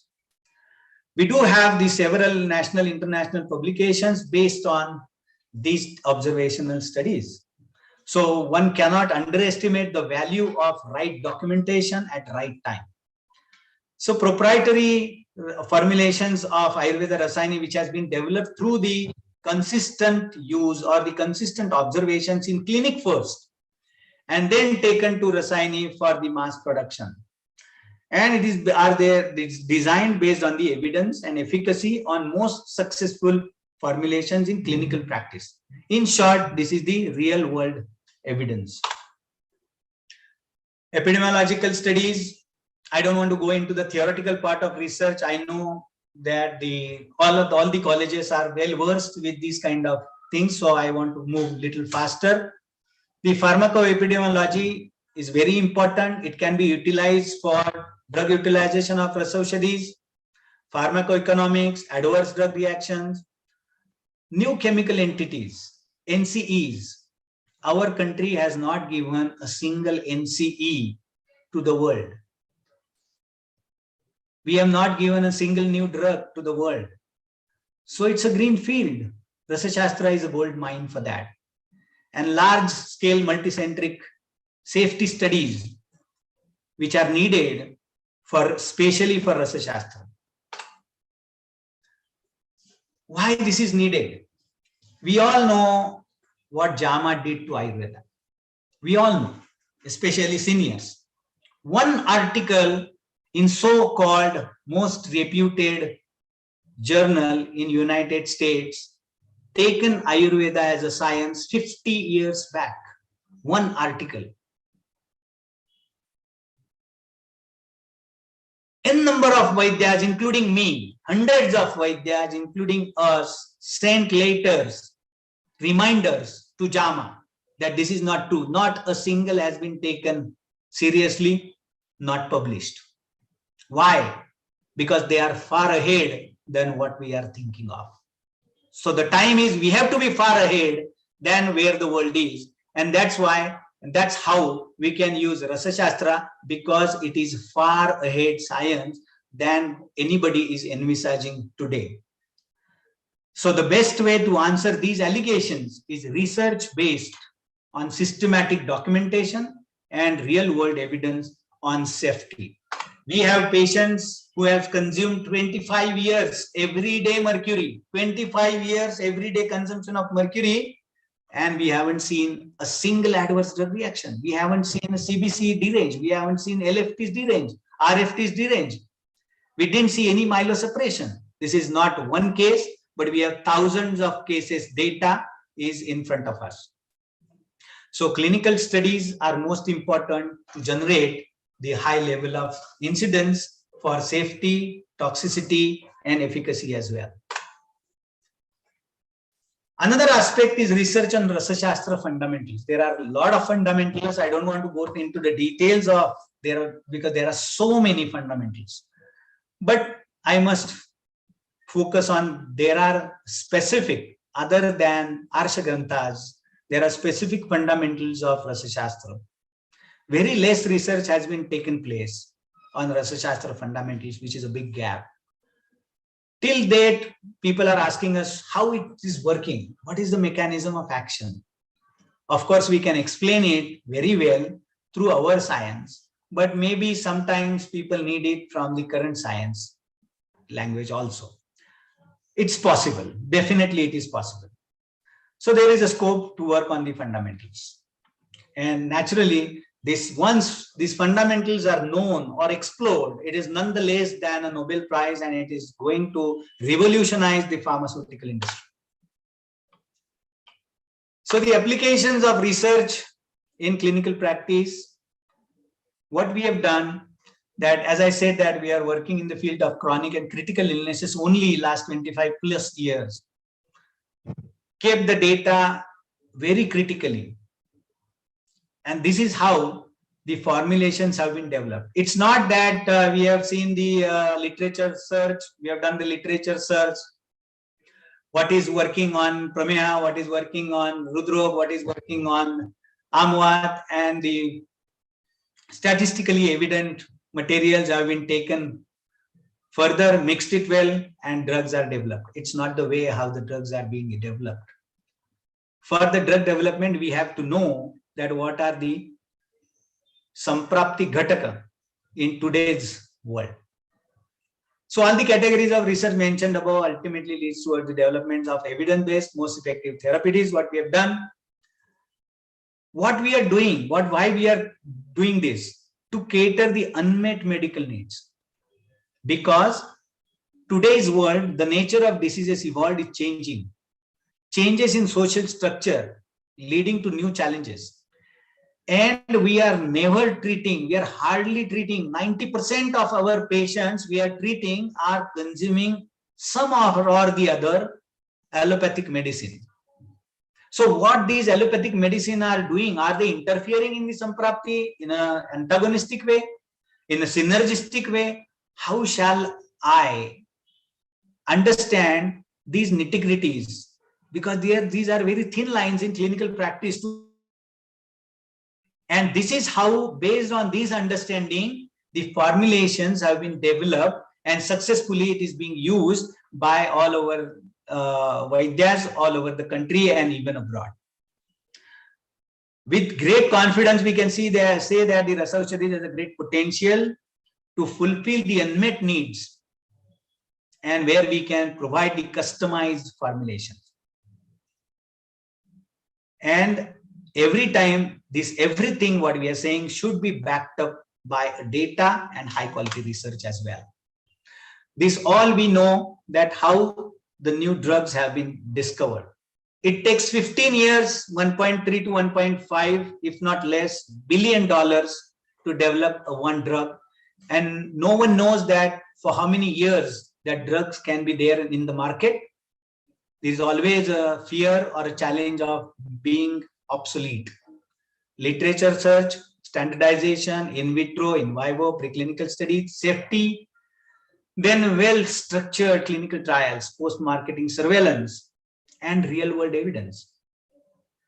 So we have Ayurveda as a great tool at our hand.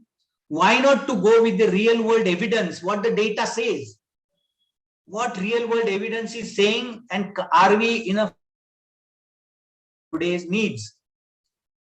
And through this understanding, we have developed the most successful therapeutics.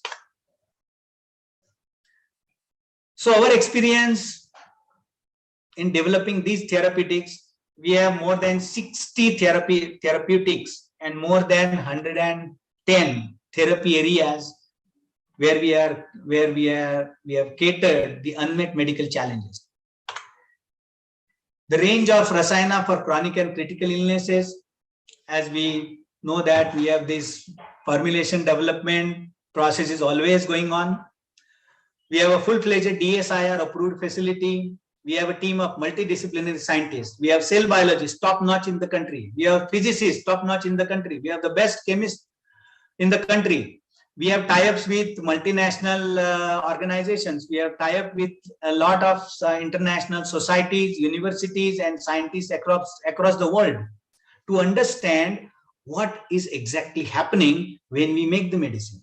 What is exactly happening when we treat a patient, how to assess the patient on a global platforms and so on.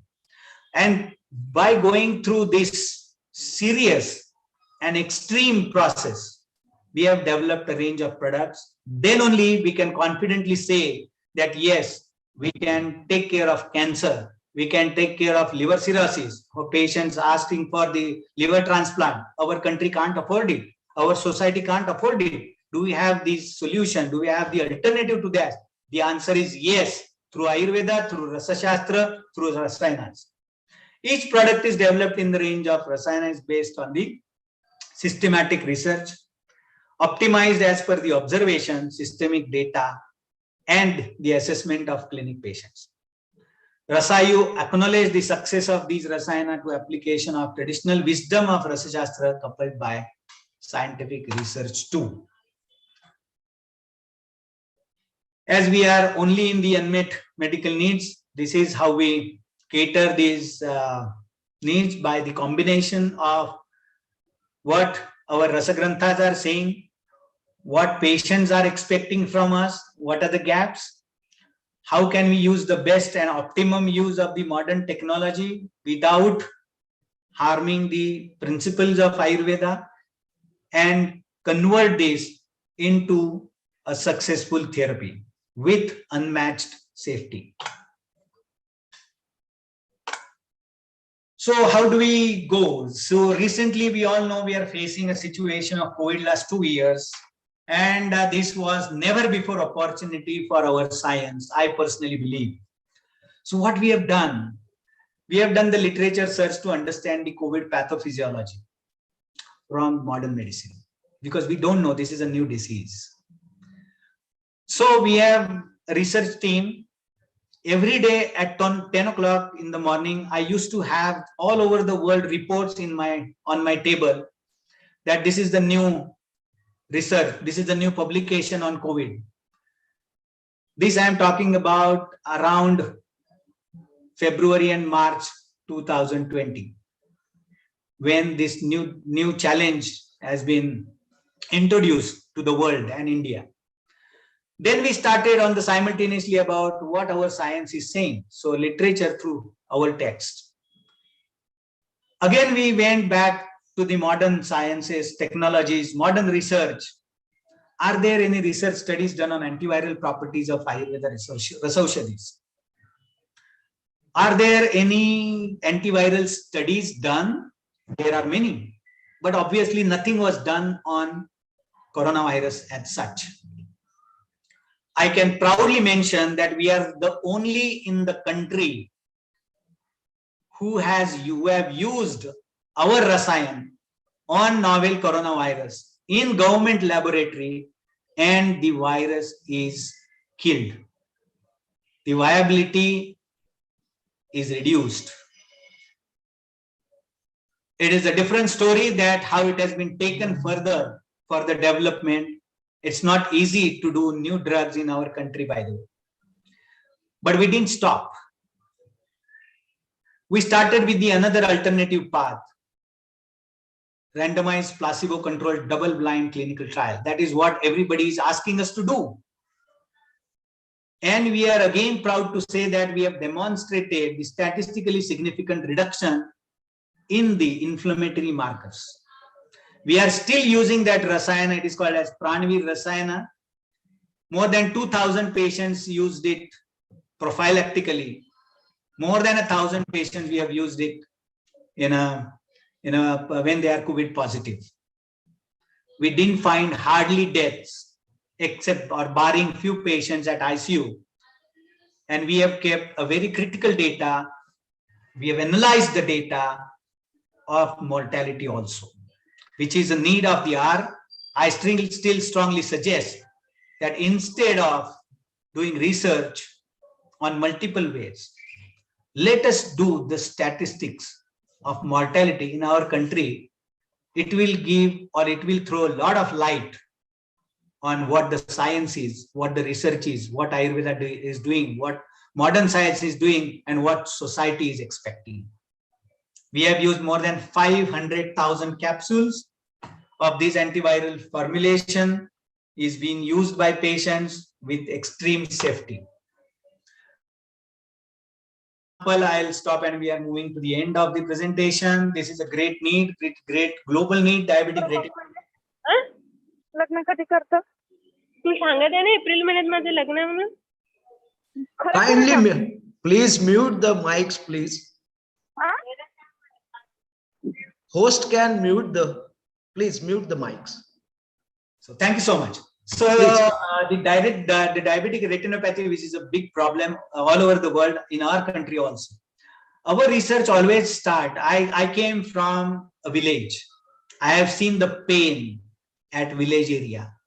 A person having ophthalmic problem has to travel 100 kilometers, 150 kilometers, and when it comes to diabetic retinopathy, he may have to travel 300 kilometers to go to the super ophthalmic surgeon.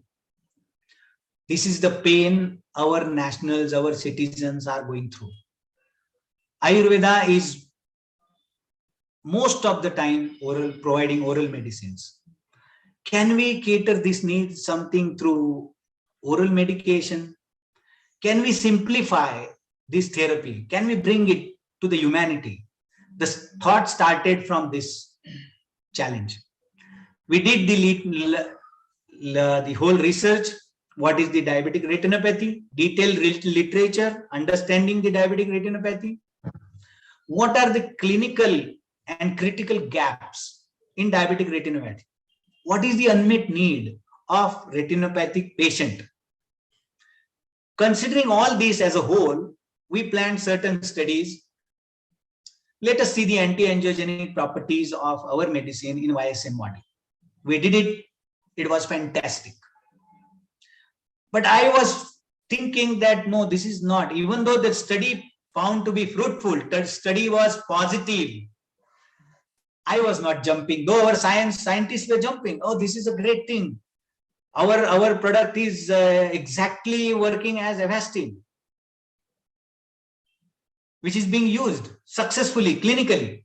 So it was a eureka moment. I said, no, this is not the eureka moment, even though you get a success in YSM model, because even if you are positive, you have to correlate with the fundamentals of Ayurveda. And in my mind, it was not as per the fundamentals of Ayurveda, though it was a positive outcome. So we structured a clinical study with objective parameters.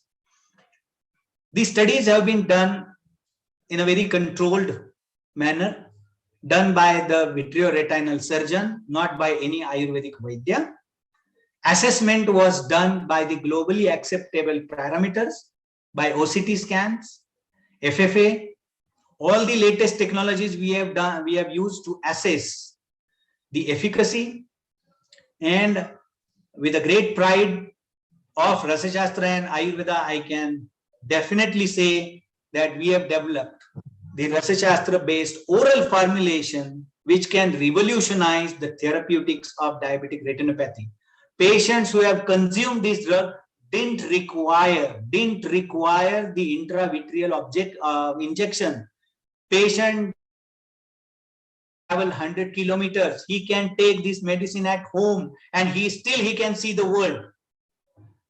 The patients who are ought to, or who are subject to, or who are supposed to go for intravitreal injection, they didn't find the need, and they improved the vision on their visual acuity as well. So these are the small token of examples of great global challenges.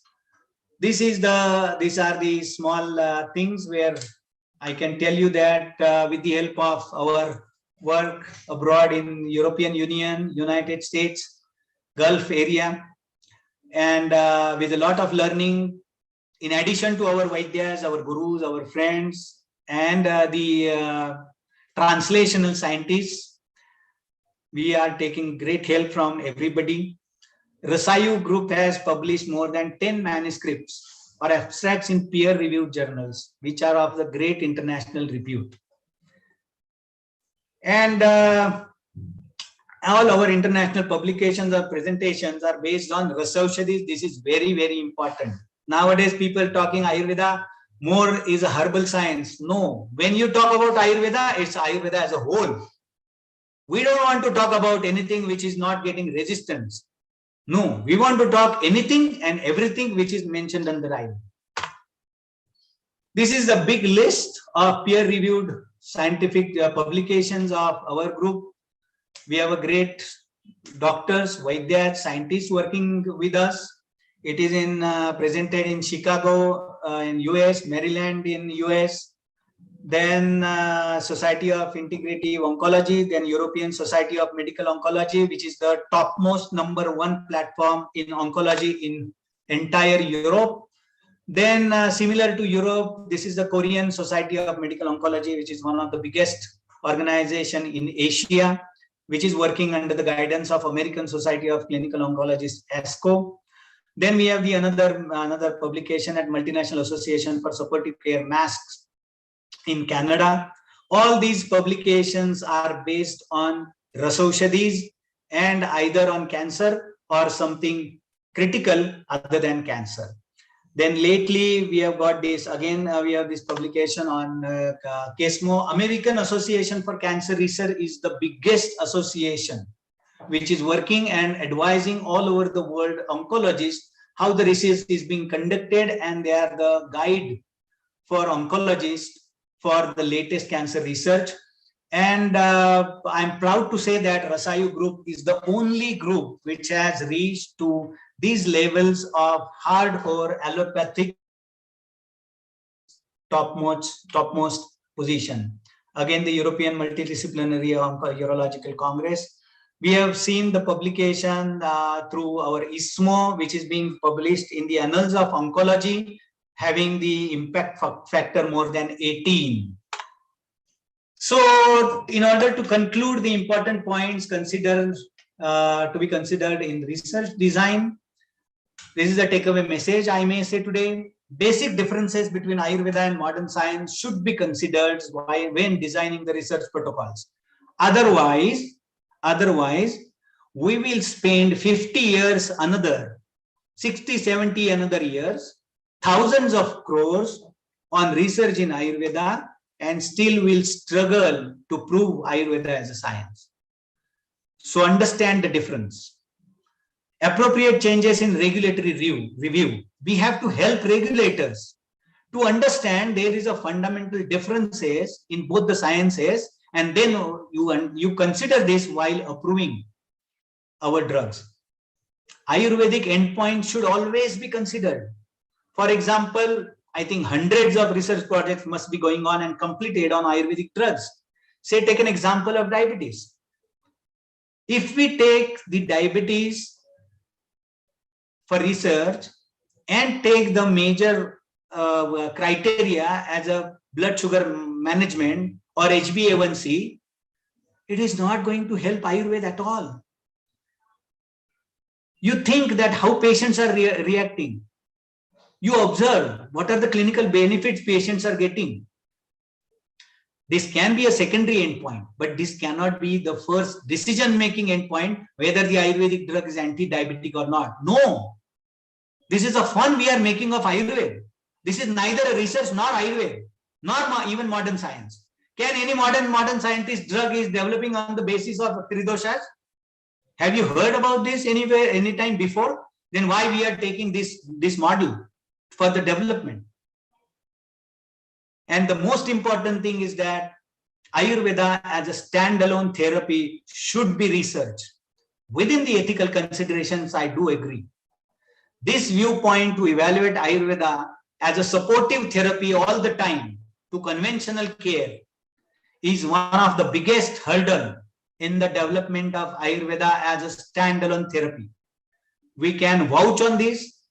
We are telling this with great confidence because We have treated n number of patients having critical illnesses for unmet medical needs with exclusive Ayurveda therapies. Recently, a book has been published with latest 50 cases. A book has been given as a present by my wife and all the doctors working in Rasayu group.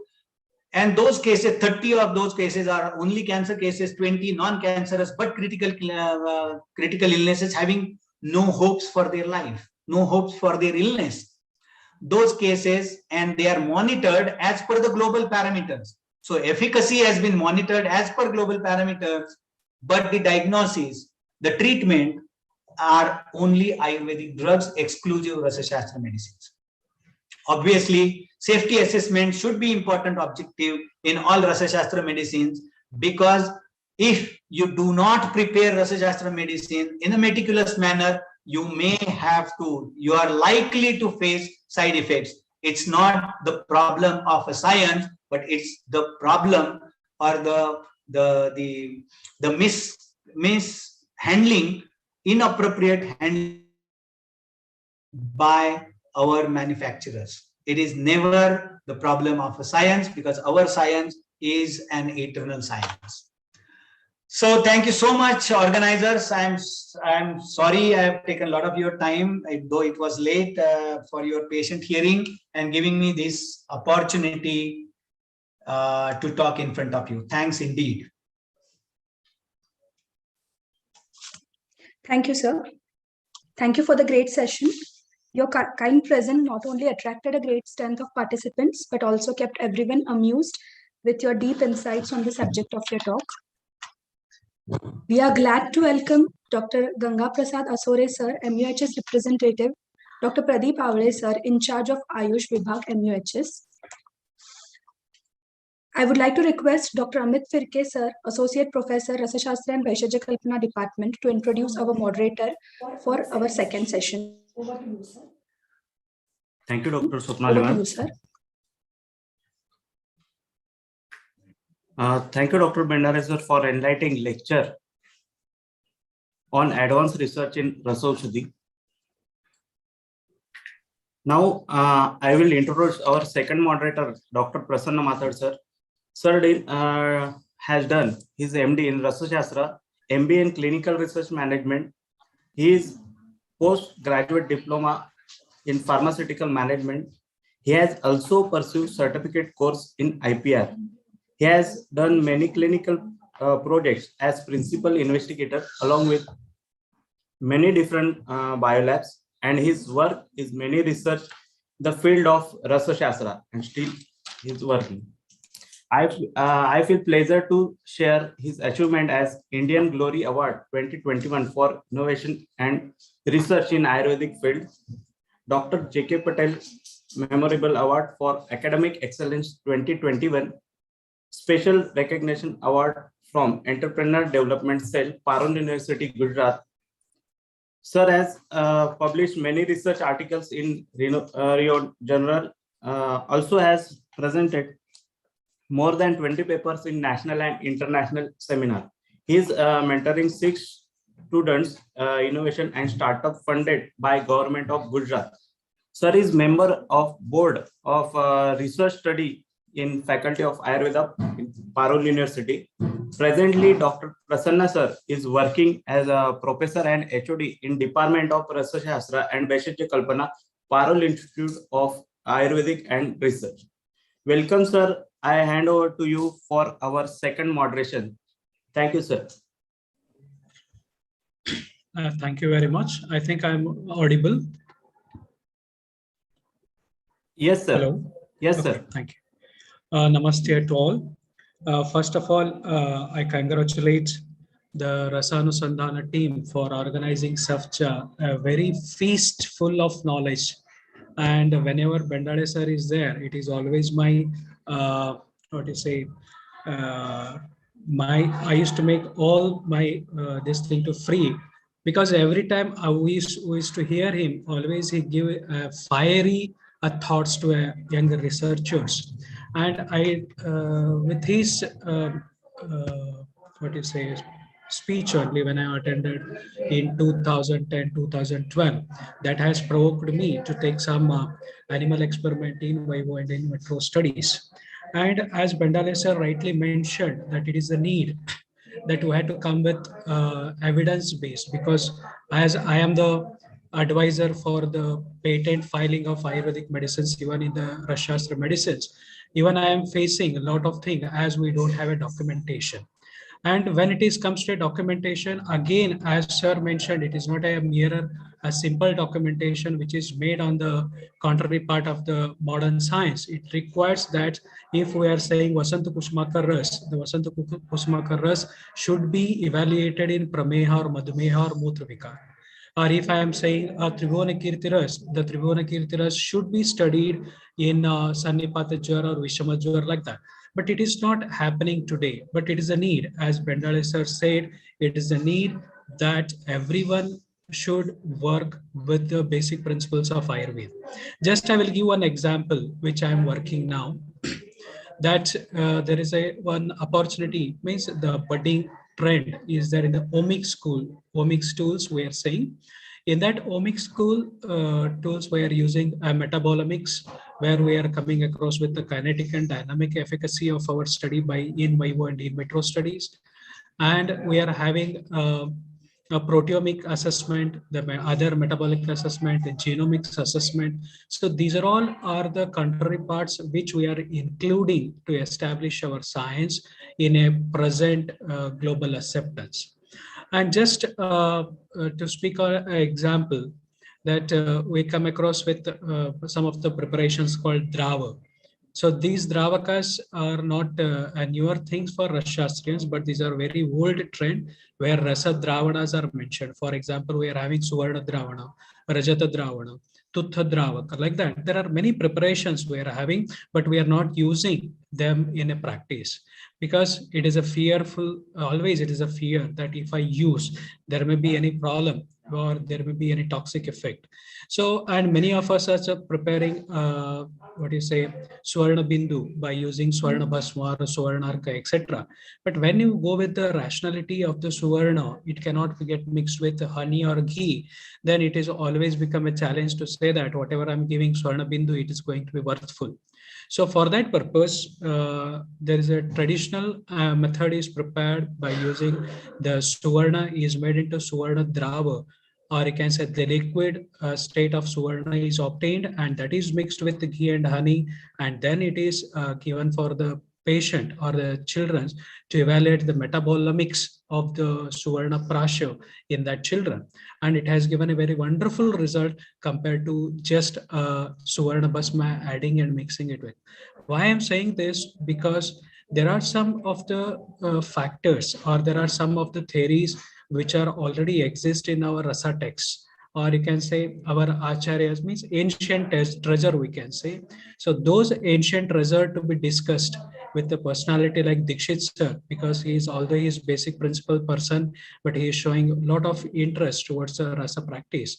And so if the basic principle persons are giving more highlight over the Sanskrit terminologies and what to be understand, and the guides like Bendale sir will give us a light so that we can go with the further research. Definitely the Russia, this India will be the topmost in the practice of Ayurveda. And as our Acharya said, Yogana Rupa Sandarbha, as the time passes, the age passes, our contribution to the upliftment of science should be there by using the other modern techniques, but our basic principles should be same. To evaluate our basic principles, we have to use the present instrumentation, as sir said, XRD, XRF and all. These are all commonly using. And but the only thing is, we always in a question mark where to interpret it, how to interpret it, and when to interpret it to bring to our medicine into a therapeutic consideration. And once again, I am very thankful to Dr. Bendale sir. As always, there is a Nyaya in Ayurveda, Prabodha Prakasha Nyayartham. So whatever the ideas you have given, it is just like all the fruitful thoughts. And you have just, I'm saying as one of the co-host of this, I'm saying the delegates are getting into your speech. There are totally 180 is maintained throughout your speech. It is shows how much your name and fame and your guidance is required for young generation to us. I am sincerely thank you for your presence and your motivating words, sir. And I am very much thankful for the organizers of Rasaanusandhan for giving me opportunity to be as a moderator for the eminent personality of Bendale, sir. Thank you very much.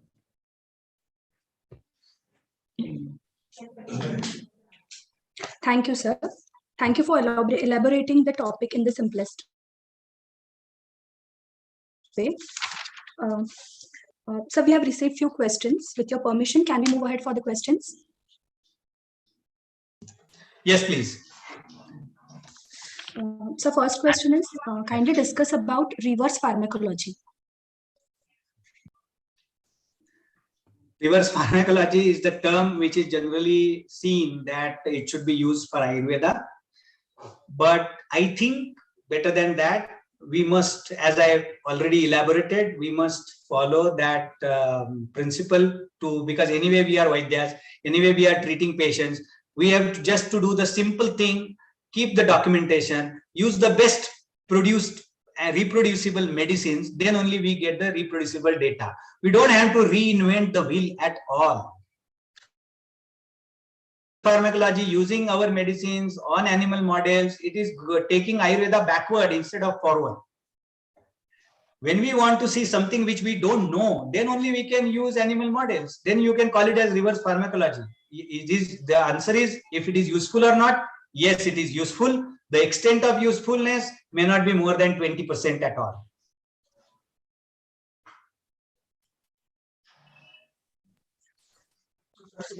So second question is, which rasayanas can be used in cancer patients? Okay, so I would like to skip this question because two things. It will take evening to answer this question. Secondly, kindly visit Rasayu Cancer Clinic website. Rasayu Cancer Clinic website is the most comprehensive website we have prepared, not only for our patients' awareness, but for all Vaidyas also. There you will find everything and how we are using rasayanas, how we are preparing customized rasayanas. All the details you will get over there. And you all have my mobile number. Feel free to write to me on my WhatsApp for any query you may not be able to ask right now because of the time constraint. I would be more than happy to work with you guys. This is not Dr. Bendale's mission. This is all of our mission to take Ayurveda globally in the most scientific manner. So we are at ज्याला आपण मराठीमध्ये जगन्नाथाचा रथ म्हणते ना, आपण या जगन्नाथाच्या रथामध्ये बसलेले आहोत. त्याच्यामुळे माझ्याकडनं शिकण्यासारखं असण्यापेक्षा तुमच्या 200 जणांकडनं मला शिकण्यासारखं खूप आहे. त्यामुळे ह्याच्यात माझा स्वार्थ पण आहे. So we'll be in touch with each other and I would be happy to share whatever I know I can. We will definitely help you for the same.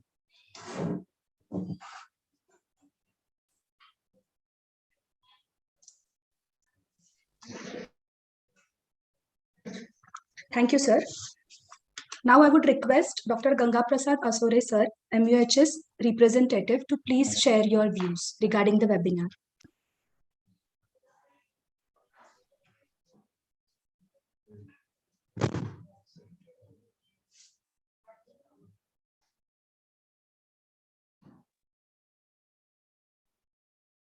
Madam unmute करा सरांना, आसोरे सरांना अनम्यूट करा. Hello, can you listen me now? Hello. Sir बोला. Yes, sir sir. बोला, येतोय आवाज sir. या जर आला होता का? हॅलो सर, कंटिन्यू करा, येतोय तुमचा आवाज, पोहोचतोय. You are audible. या Dr. Ganga Prasad Asore, HOD and Associate Professor, Department of Rasashastra, APM Ayurveda Mahavidyalaya, Sayan, Mumbai. First, I like to thank Vice Chancellor and Registrar of MUHS giving me opportunity as an observer for this webinar. I congratulate to the Institute B.R. Harne, Ayurvedic Medical College, Vangni, and their actively working organizing team. President Honorable Mangesh Harne sir, Principal Sampath Bhatane sir, who is my best friend also, Department of Rasashastra for organizing this informative webinar for the students and practitioners. Chief guest Dr. Dave and speakers put their knowledge in a simple way. Dr. Upendra Dikshit told the use of Rasashawadi in Attai Chikitsa in a very good manner. Dr. Yogesh Bandare sir also gives useful information about advanced clinical researches in the Rasaushadhi. Moderator Yogini Patil madam and Dr. Prasanna Mathur sir also share their fruitful thoughts on the respective topics. Total participants were 187. Overall, a very good webinar, and thank you for this participation.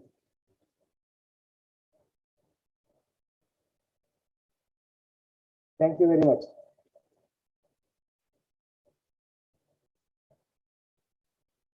Thank you, sir.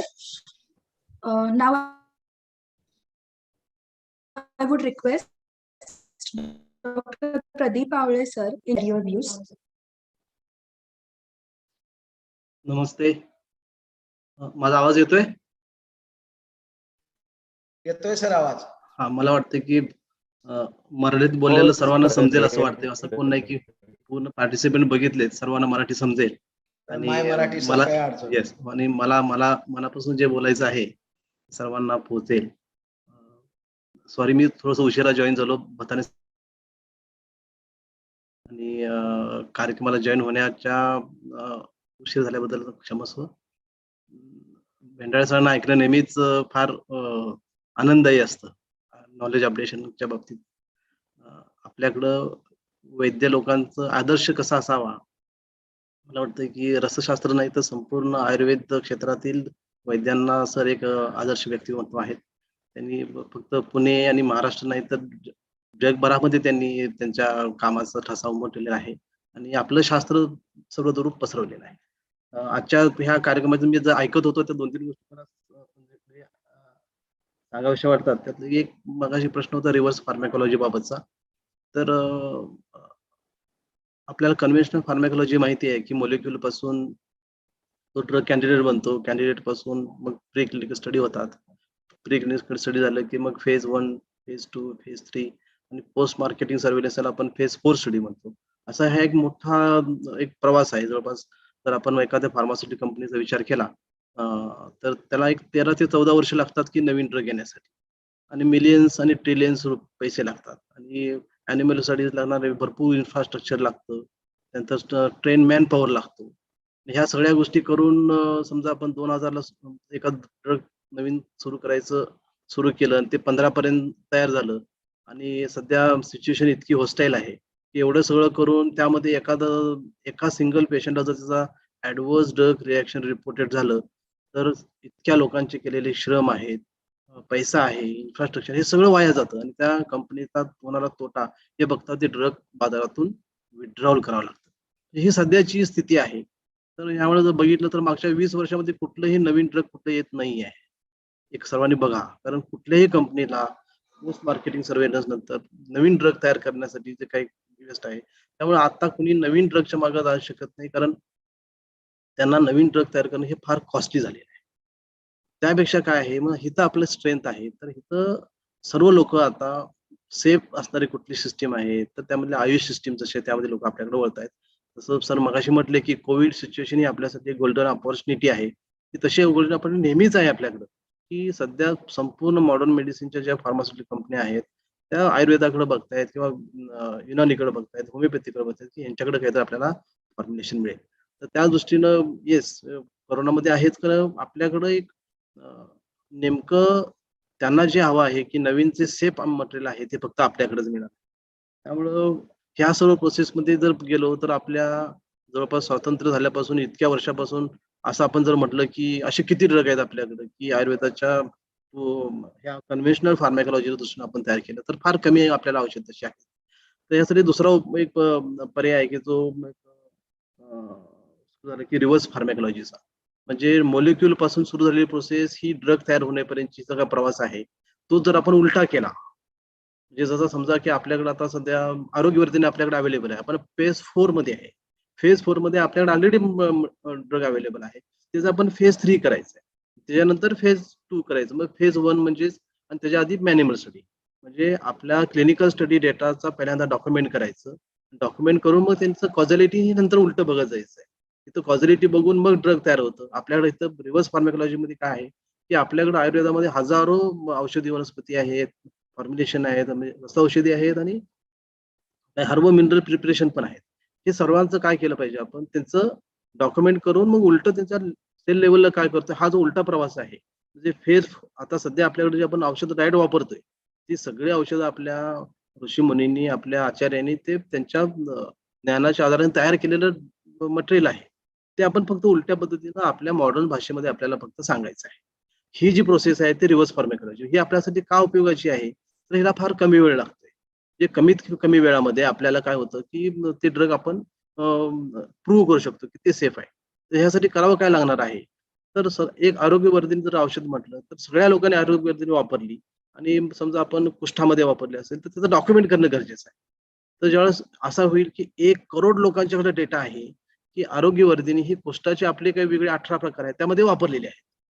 आणि त्याचा जर data झाला आणि ते safe आहेत. मग अशी बेंडाळसांनी छानची slide दाखवली की जामामधलं जे काही एक सिंगल ऍडव्हर्स ड्रग रिॲक्शनचं आर्टिकल पब्लिश काय झालं जगभरामध्ये आयुर्वेदावर गोष्ट तयार झाली. म्हणजे शून्याच्या अगेन्स्ट 1 उभा राहतो. जर आपण सगळेजण आपले एवढे रसशास्त्र वैद्य आपण सगळे आहोत. आपण सगळ्यांनी म्हटलं की माझ्याकडं 1000 आरोग्यवर्धिनी दिलेल्या पेशंटचा सेफ्टी डेटा आहे. असे जर आपण 100 लोकांचे जर आपण 100 म्हटलं तर किती डेटा होईल आणि तो जर पब्लिश केला तर म्हणजे शून्याच्या अगेन्स्ट ते 1 जामामध्ये पब्लिकेशन जर होत असेल तर त्या आर्टिकलचा रेफरन्स घेऊन आपण आमच्याकडे 1 लाख आरोग्यवर्धिनी वापरलेली ते सेफ आहे तर ते नल होऊन जाईल ना. जो मुद्दा भेंडाळे सरांनी सांगितला तोच मी पुढे कॅरी फॉरवर्ड करेन की आपल्याला आपल्या सिंगल केस स्टडीज आहेत त्या आपल्याला नॉट नेसेसरी की तुम्हाला रँडमाइज क्लिनिकल कंट्रोल ट्रायलच करायची तर ऍटलिस्ट प्रत्येकानं आपापल्याकडे जे आहे त्यांनी फक्त नोट करून ठेवा की मी इतक्या लोकांना रसौषधी दिल्या आणि त्या सेफ आहेत. इतकं जरी डॉक्युमेंट झालं तरी फार मोठी स्ट्रेंथ आहे. आज जामामधलं तुमच्याकडे एकही सेफ्टी ड्रग रिपोर्ट येत नाही ह्याच्या अगेन्स्ट एक सिंगल एरिया तुम्हाला पुरला तर त्या जामाला जर रिप्लाय द्यायचा असेल तर त्यांना बोलून किंवा वर्डमध्ये टेक्स्ट देऊन उपयोगाचं नाही तर नंबर द्यावा लागेल की तुम्ही म्हणताय ना तुम्ही तुमच्याकडे हे झाले होते बघा सेम ड्रग आम्ही इतके वापरतोय आणि आमच्या पद्धतीने वापरतोय. शास्त्रामध्ये सांगितल्यानुसार त्याचं क्रूड मटेरियल वापरलं, प्रोसिजर वापरली, आमच्या पद्धतीनुसार आम्ही त्याचं परीक्षण केलं, आमच्या पद्धतीने निदान करून त्याला दिलं आणि ते सेफ आहेत असं जर आपण म्हटलं तरच काय होणार आहे तर त्या आर्टिकलला काय होणार आहे उत्तर मिळणार आहे. आपण एका इंडिव्हिज्युअल कुणाला तेही शास्त्रीय भाषेत बोलतायत आपल्यालाही शास्त्रीय भाषेत बोलायचं आहे तर मला सर्वांना विनंती आहे की आपण रिव्हर्स फार्मॅकोलॉजीचा उपयोग सिंगल केस स्टडी डॉक्युमेंट करण्यासाठी केला तर पुढे जाऊन त्याचा उपयोग होईल. मी आता एक सरांना विनंती करेन भेंडाळे सरांना सरांच्या इन्स्टिट्यूटला मी स्वतः भेट दिलेली आहे. सरांच्या रसाईचा मी जर्नलचा एडिटेड बोर्डवरही आहे. मी काय आर्टिकल तिथं लिहिलेले आहेत 2-3 आर्टिकल लिहिलेले आहेत माझे त्यांच्याकडून पब्लिश झालेले आहेत. सांगण्यास आनंद होतो की सर्वांनी ते इन्स्टिट्यूट बघण्यासारखं आहे. त्यांना आपण एक PhD साठी सुद्धा आपण एक रेकग्नाइज केलेलं सेंटर आहे. तर मला माझी विनंती आहे की जसं सरांनी म्हटलं की हे एक इंडिव्हिज्युअल व्यक्तीचं काम नाहीये. मला वाटतं की हार्ने कॉलेज पासून फार काय म्हणजे पनवेल पासून काही पुणे काय दूर नाहीये. हार्डली 2 तासाचं अंतर आहे.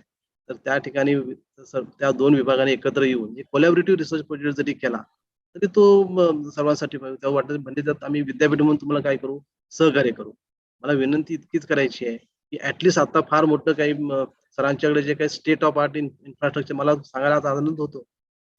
कुठल्याही देशातल्या इन्स्टिट्यूटमध्ये जेवढे रसशास्त्राचे ड्रग स्टँडर्डाइज करण्याच्या दृष्टीने किंवा परीक्षण करण्याची जी यंत्रणा नाही ते एका व्यक्तीकडे सध्या आज अवेलेबल आहे आणि ते आपल्या कॉलेज पासून जवळ आहे. सरांचं आणि आपलं जर आता हे कोलॅबोरेशन जर सुरू झालं भविष्यात एखादा रिसर्च प्रोजेक्ट करावा असं विनंती मताने सरांनाही करेन आणि आपल्या भेंडाळे सरांनी करेन.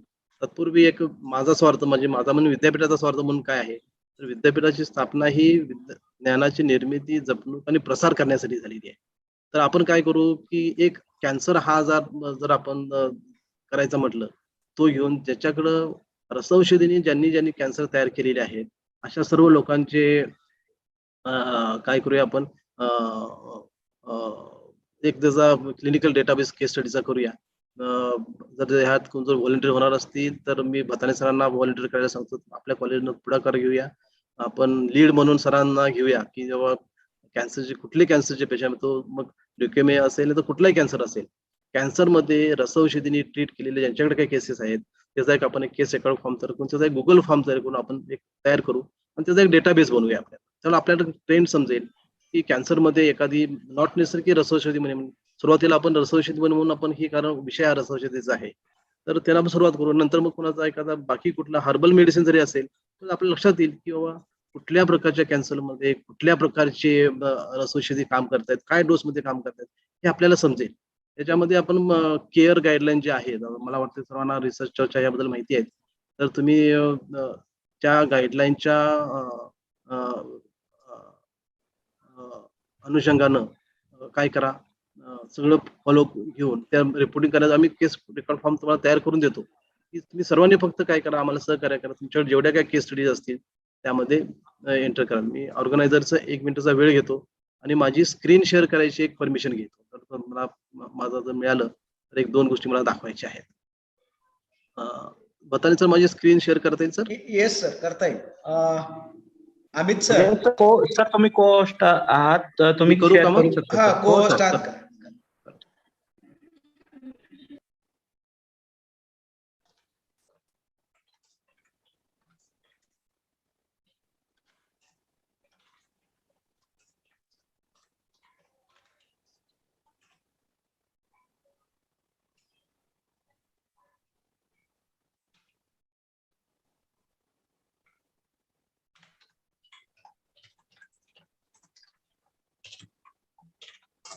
स्क्रीन दिसते माझी?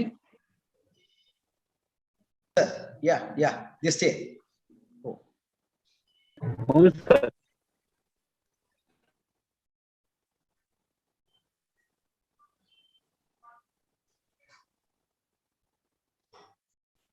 जे आपण केस स्टडीचं म्हटलं त्या संदर्भात department of Ayush government of India यांनी ऑलरेडी ही एक वेबसाईट तयार केली आहे बघा. त्याचं वेबसाईट आहे accr.ayush.gov.in. हे आपण आत्ताच बोलतोय असं नाही आहे, तर केंद्र शासनानं आयुष विभागानं ऑलरेडी ही केस स्टडीज आपण केलं. तर दुर्दैवानं हे बघितलं डेटाबेस, तर फार तुरळक केसेस यावर आज अवेलेबल आहेत. म्हणजे आपल्याला काय झालंय की आपण नेहमी आपण काय करायला लागलो की लेवल ऑफ एव्हिडन्स आहे किंवा रिव्हिडन्स तयार करताना रँडमाइज कंट्रोल ट्रायल करण्याच्या दृष्टीने आपण पूर्ण प्रयत्न करतोय.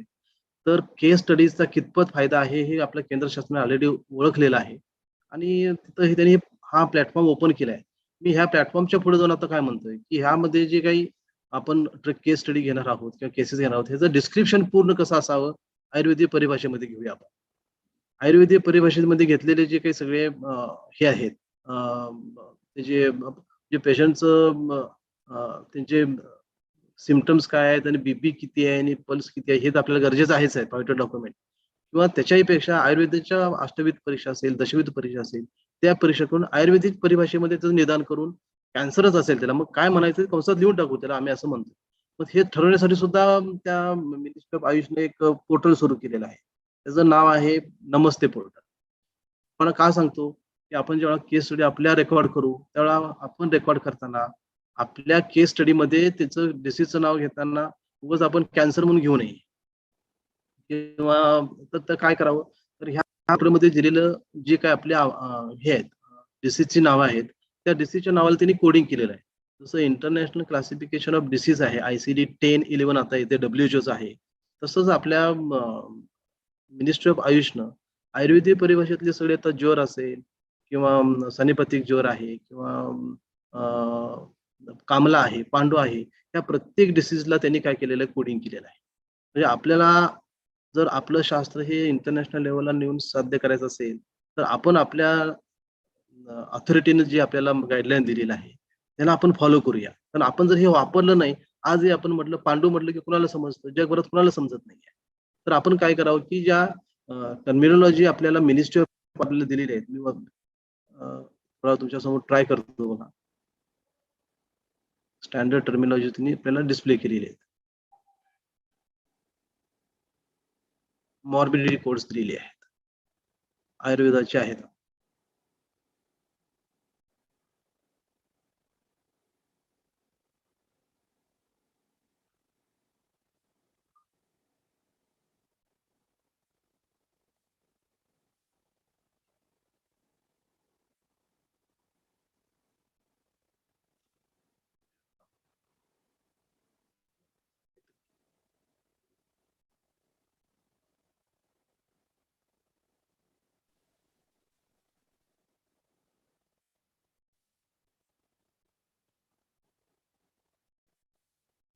आता वात वृद्धी म्हटलं त्याला AA2 असं त्याला ऑलरेडी कोडिंग करून ठेवलं. म्हणजे प्रत्येक कंडिशनला तुमच्या प्रत्येक व्याधीला इकडं वात प्रकोप असेल तर काय आहे AAA-21. म्हणजे AAA-21 असं म्हटलं तर तो जगभरामध्ये सर्वांना समजून जाणार आहे. मी तुला आयुर्वेद समजू दे नाही तर नाही समजू.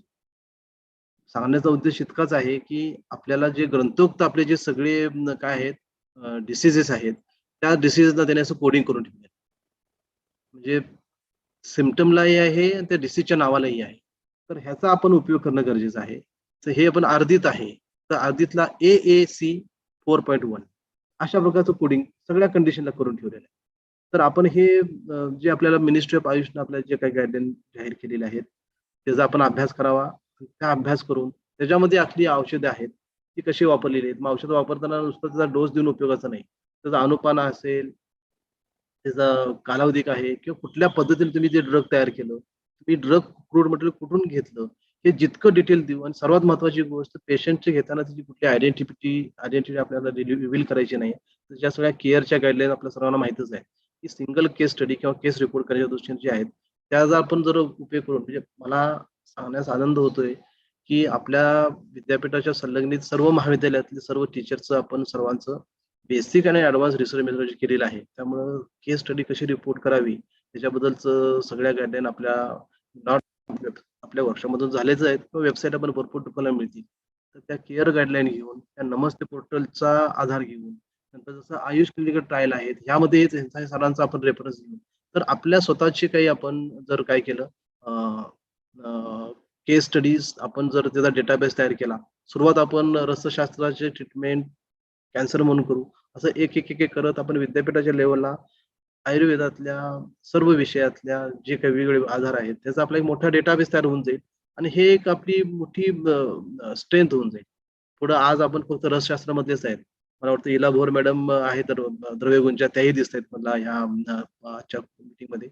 मला हे आनंद वाटतो की आपण फक्त रसशास्त्रच नाहीये तर आपल्या इतर जवळचं भैषाची कल्पना आहे, रसशास्त्र आहे, काय चिकित्सा आहे, सर्वांना एकत्र घेऊन मग त्या त्याचं पेअर रिव्ह्यू सिस्टम करून घेतलेली केस स्टडी कितपत योग्य आहे मग आपण ते पब्लिश करू. मला वाटतं की अशा गाईडलाईनच्या दृष्टीनं आपण एखादं वर्कशॉप घेतलं ऐकलं आणि विसरून गेलं असं न करता भविष्यामध्ये मी संपत पताने सरांना विनंती करेन की ह्याच विषयावरच्या त्यांनी सिरियस घेत जाव्यात.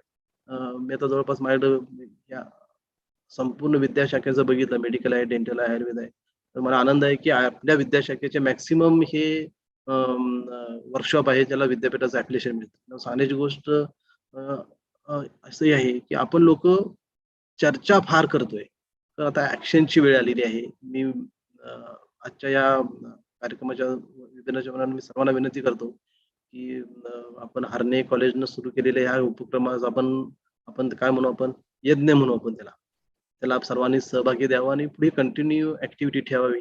आणि या आजच्या लांबलेल्या कार्यक्रमामध्ये भताने सरांनी मला 2 मिनिटं माझे विचार बोलण्यासाठी परवानगी दिली त्याबद्दल आभार. त्यानंतर आमचे बेंडाळे सरांशी आता मी बोललेलो आहे. सर तुम्हाला काय बोलायचं असेल तुम्ही बोलू शकता किंवा तुमचा माईक अनम्यूट करून. भताने हे आहेत का Bendale sir? Thank you so much. तुम्ही एवढं सगळं म्हणताय आम्हाला अजून 2 इंच मास चढलं आणि आपण काम करू एकत्र. मी नक्की पर्सनली भेटेन आणि ऑनरेबल प्रिन्सिपल सर एका विद्यार्थ्यासारखं तुम्ही आम्हाला काही सांगा, आम्ही काही करायला तयार आहोत. सॉफ्टवेअर तयार केले ते आपल्या इन्स्टिट्यूटला फुकट द्यायला तयार आहोत, त्याचा ऍक्सेस द्यायला तयार आहोत, ऑनलाईन आहोत. त्या सॉफ्टवेअर बद्दल मी एकदा आवळे सर आपल्याला तुम्ही भेटेनच. परंतु 2 मिनिटं आता सांगू शकता सर असं काही त्याला त्या सॉफ्टवेअर मध्ये 2-3 मिनिटातच सांगतो. असं सॉफ्टवेअर आहे सर ते की आयुर्वेदावरच्या यू नेम द शंका.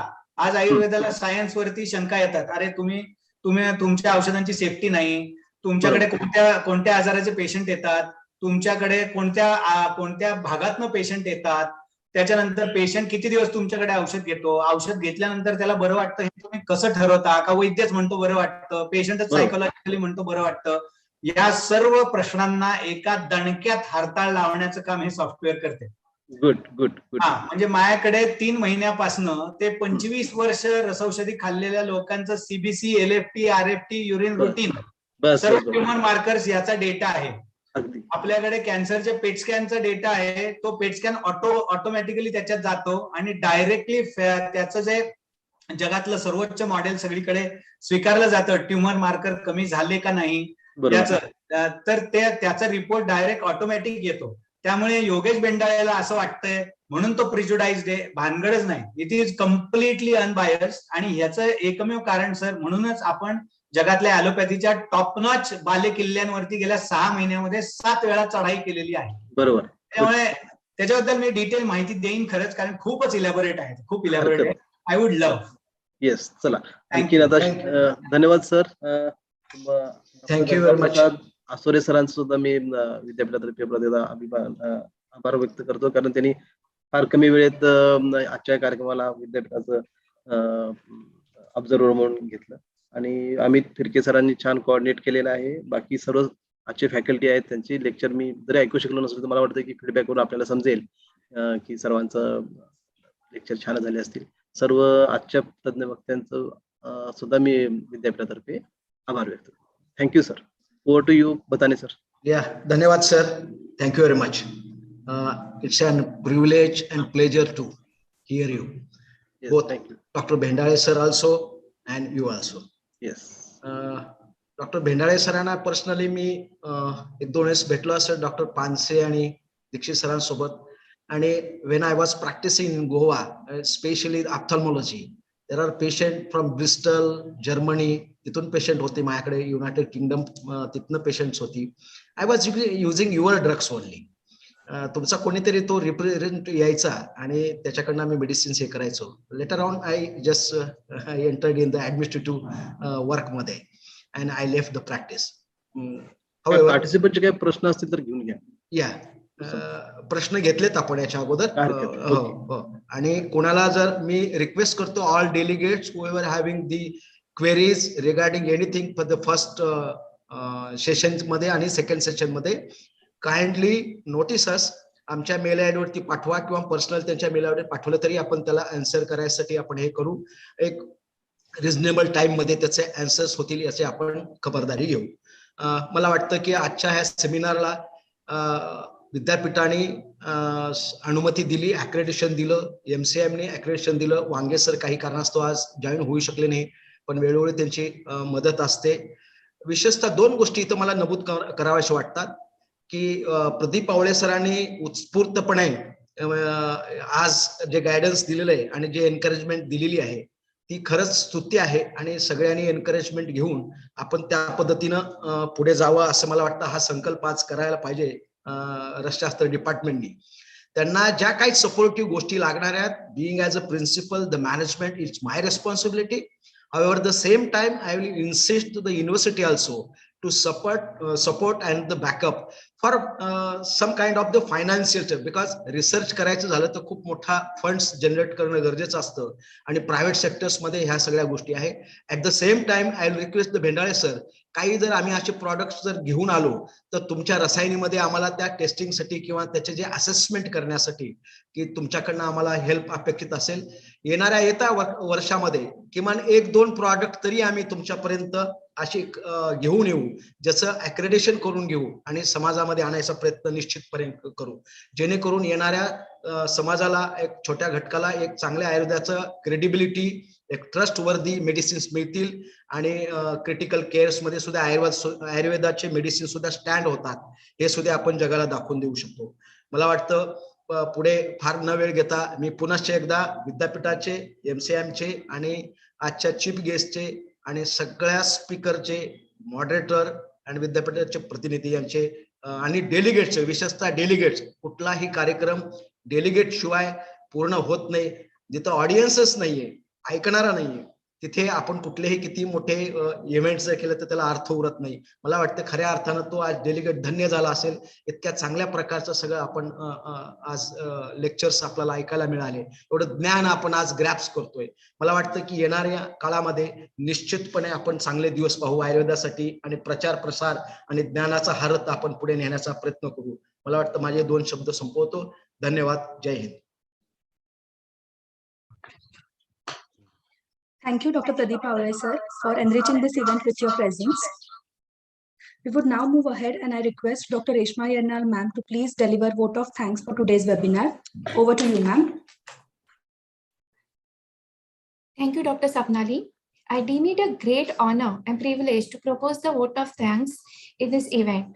First of all, I would like to start by giving glory to the Almighty God for making today's event a resounding success.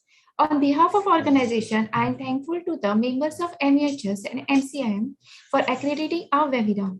I would like to extend our thanks to our chief guest, Dr. Haridra Dave sir, who has honored this function with his inspirational thoughts. I express my heartfelt gratitude to our esteemed speakers, Vaid Upen Dikshit sir and Vaid Yogesh Bendai sir. We are grateful for the time and effort you took to share your valuable knowledge and vast experience with us. I take immense pleasure to extend my sincere thanks to the moderators, Dr. Yogini Patil ma'am and Dr. Prasanna Mata sir, for excellent moderation for the session with your thoughtful opinions. Thank you, ma'am, and thank you, sir. I extend our sincere gratitude to Dr. Ganga Prasad Asure sir, MEHS Observer, and Dr. Pradeep Pawale sir, in charge of Ayush Vibhag, MEHS, for gracing the event with your presence. I extend my gratitude to our patrons, Honorable Mr. Mangesh Harne sir and Mr. Rishikesh Harne sir, for providing us platform to organize such webinar. Thank you, sir. A special thanks to our principal sir, Dr. Sampath Batani sir, for providing immense support to make the webinar successful. I thank all the distinguished invitees and all the delegates for overwhelming participation. My sincere thanks to the head of all the departments and faculties of our institute for their valuable contribution, guidance, and encouragement in our efforts. I am thankful to the Vice Principal, Dr. Aditi ma'am, and Associate Professor, Dr. Sandeep Pillai sir, for their wholehearted constant support to make this event successful. I must thank the organizing team for the working hard to make this webinar successful. I owe special gratitude to the technical team and non-teaching staff who have worked hard to ensure that this event becomes memorable success. Last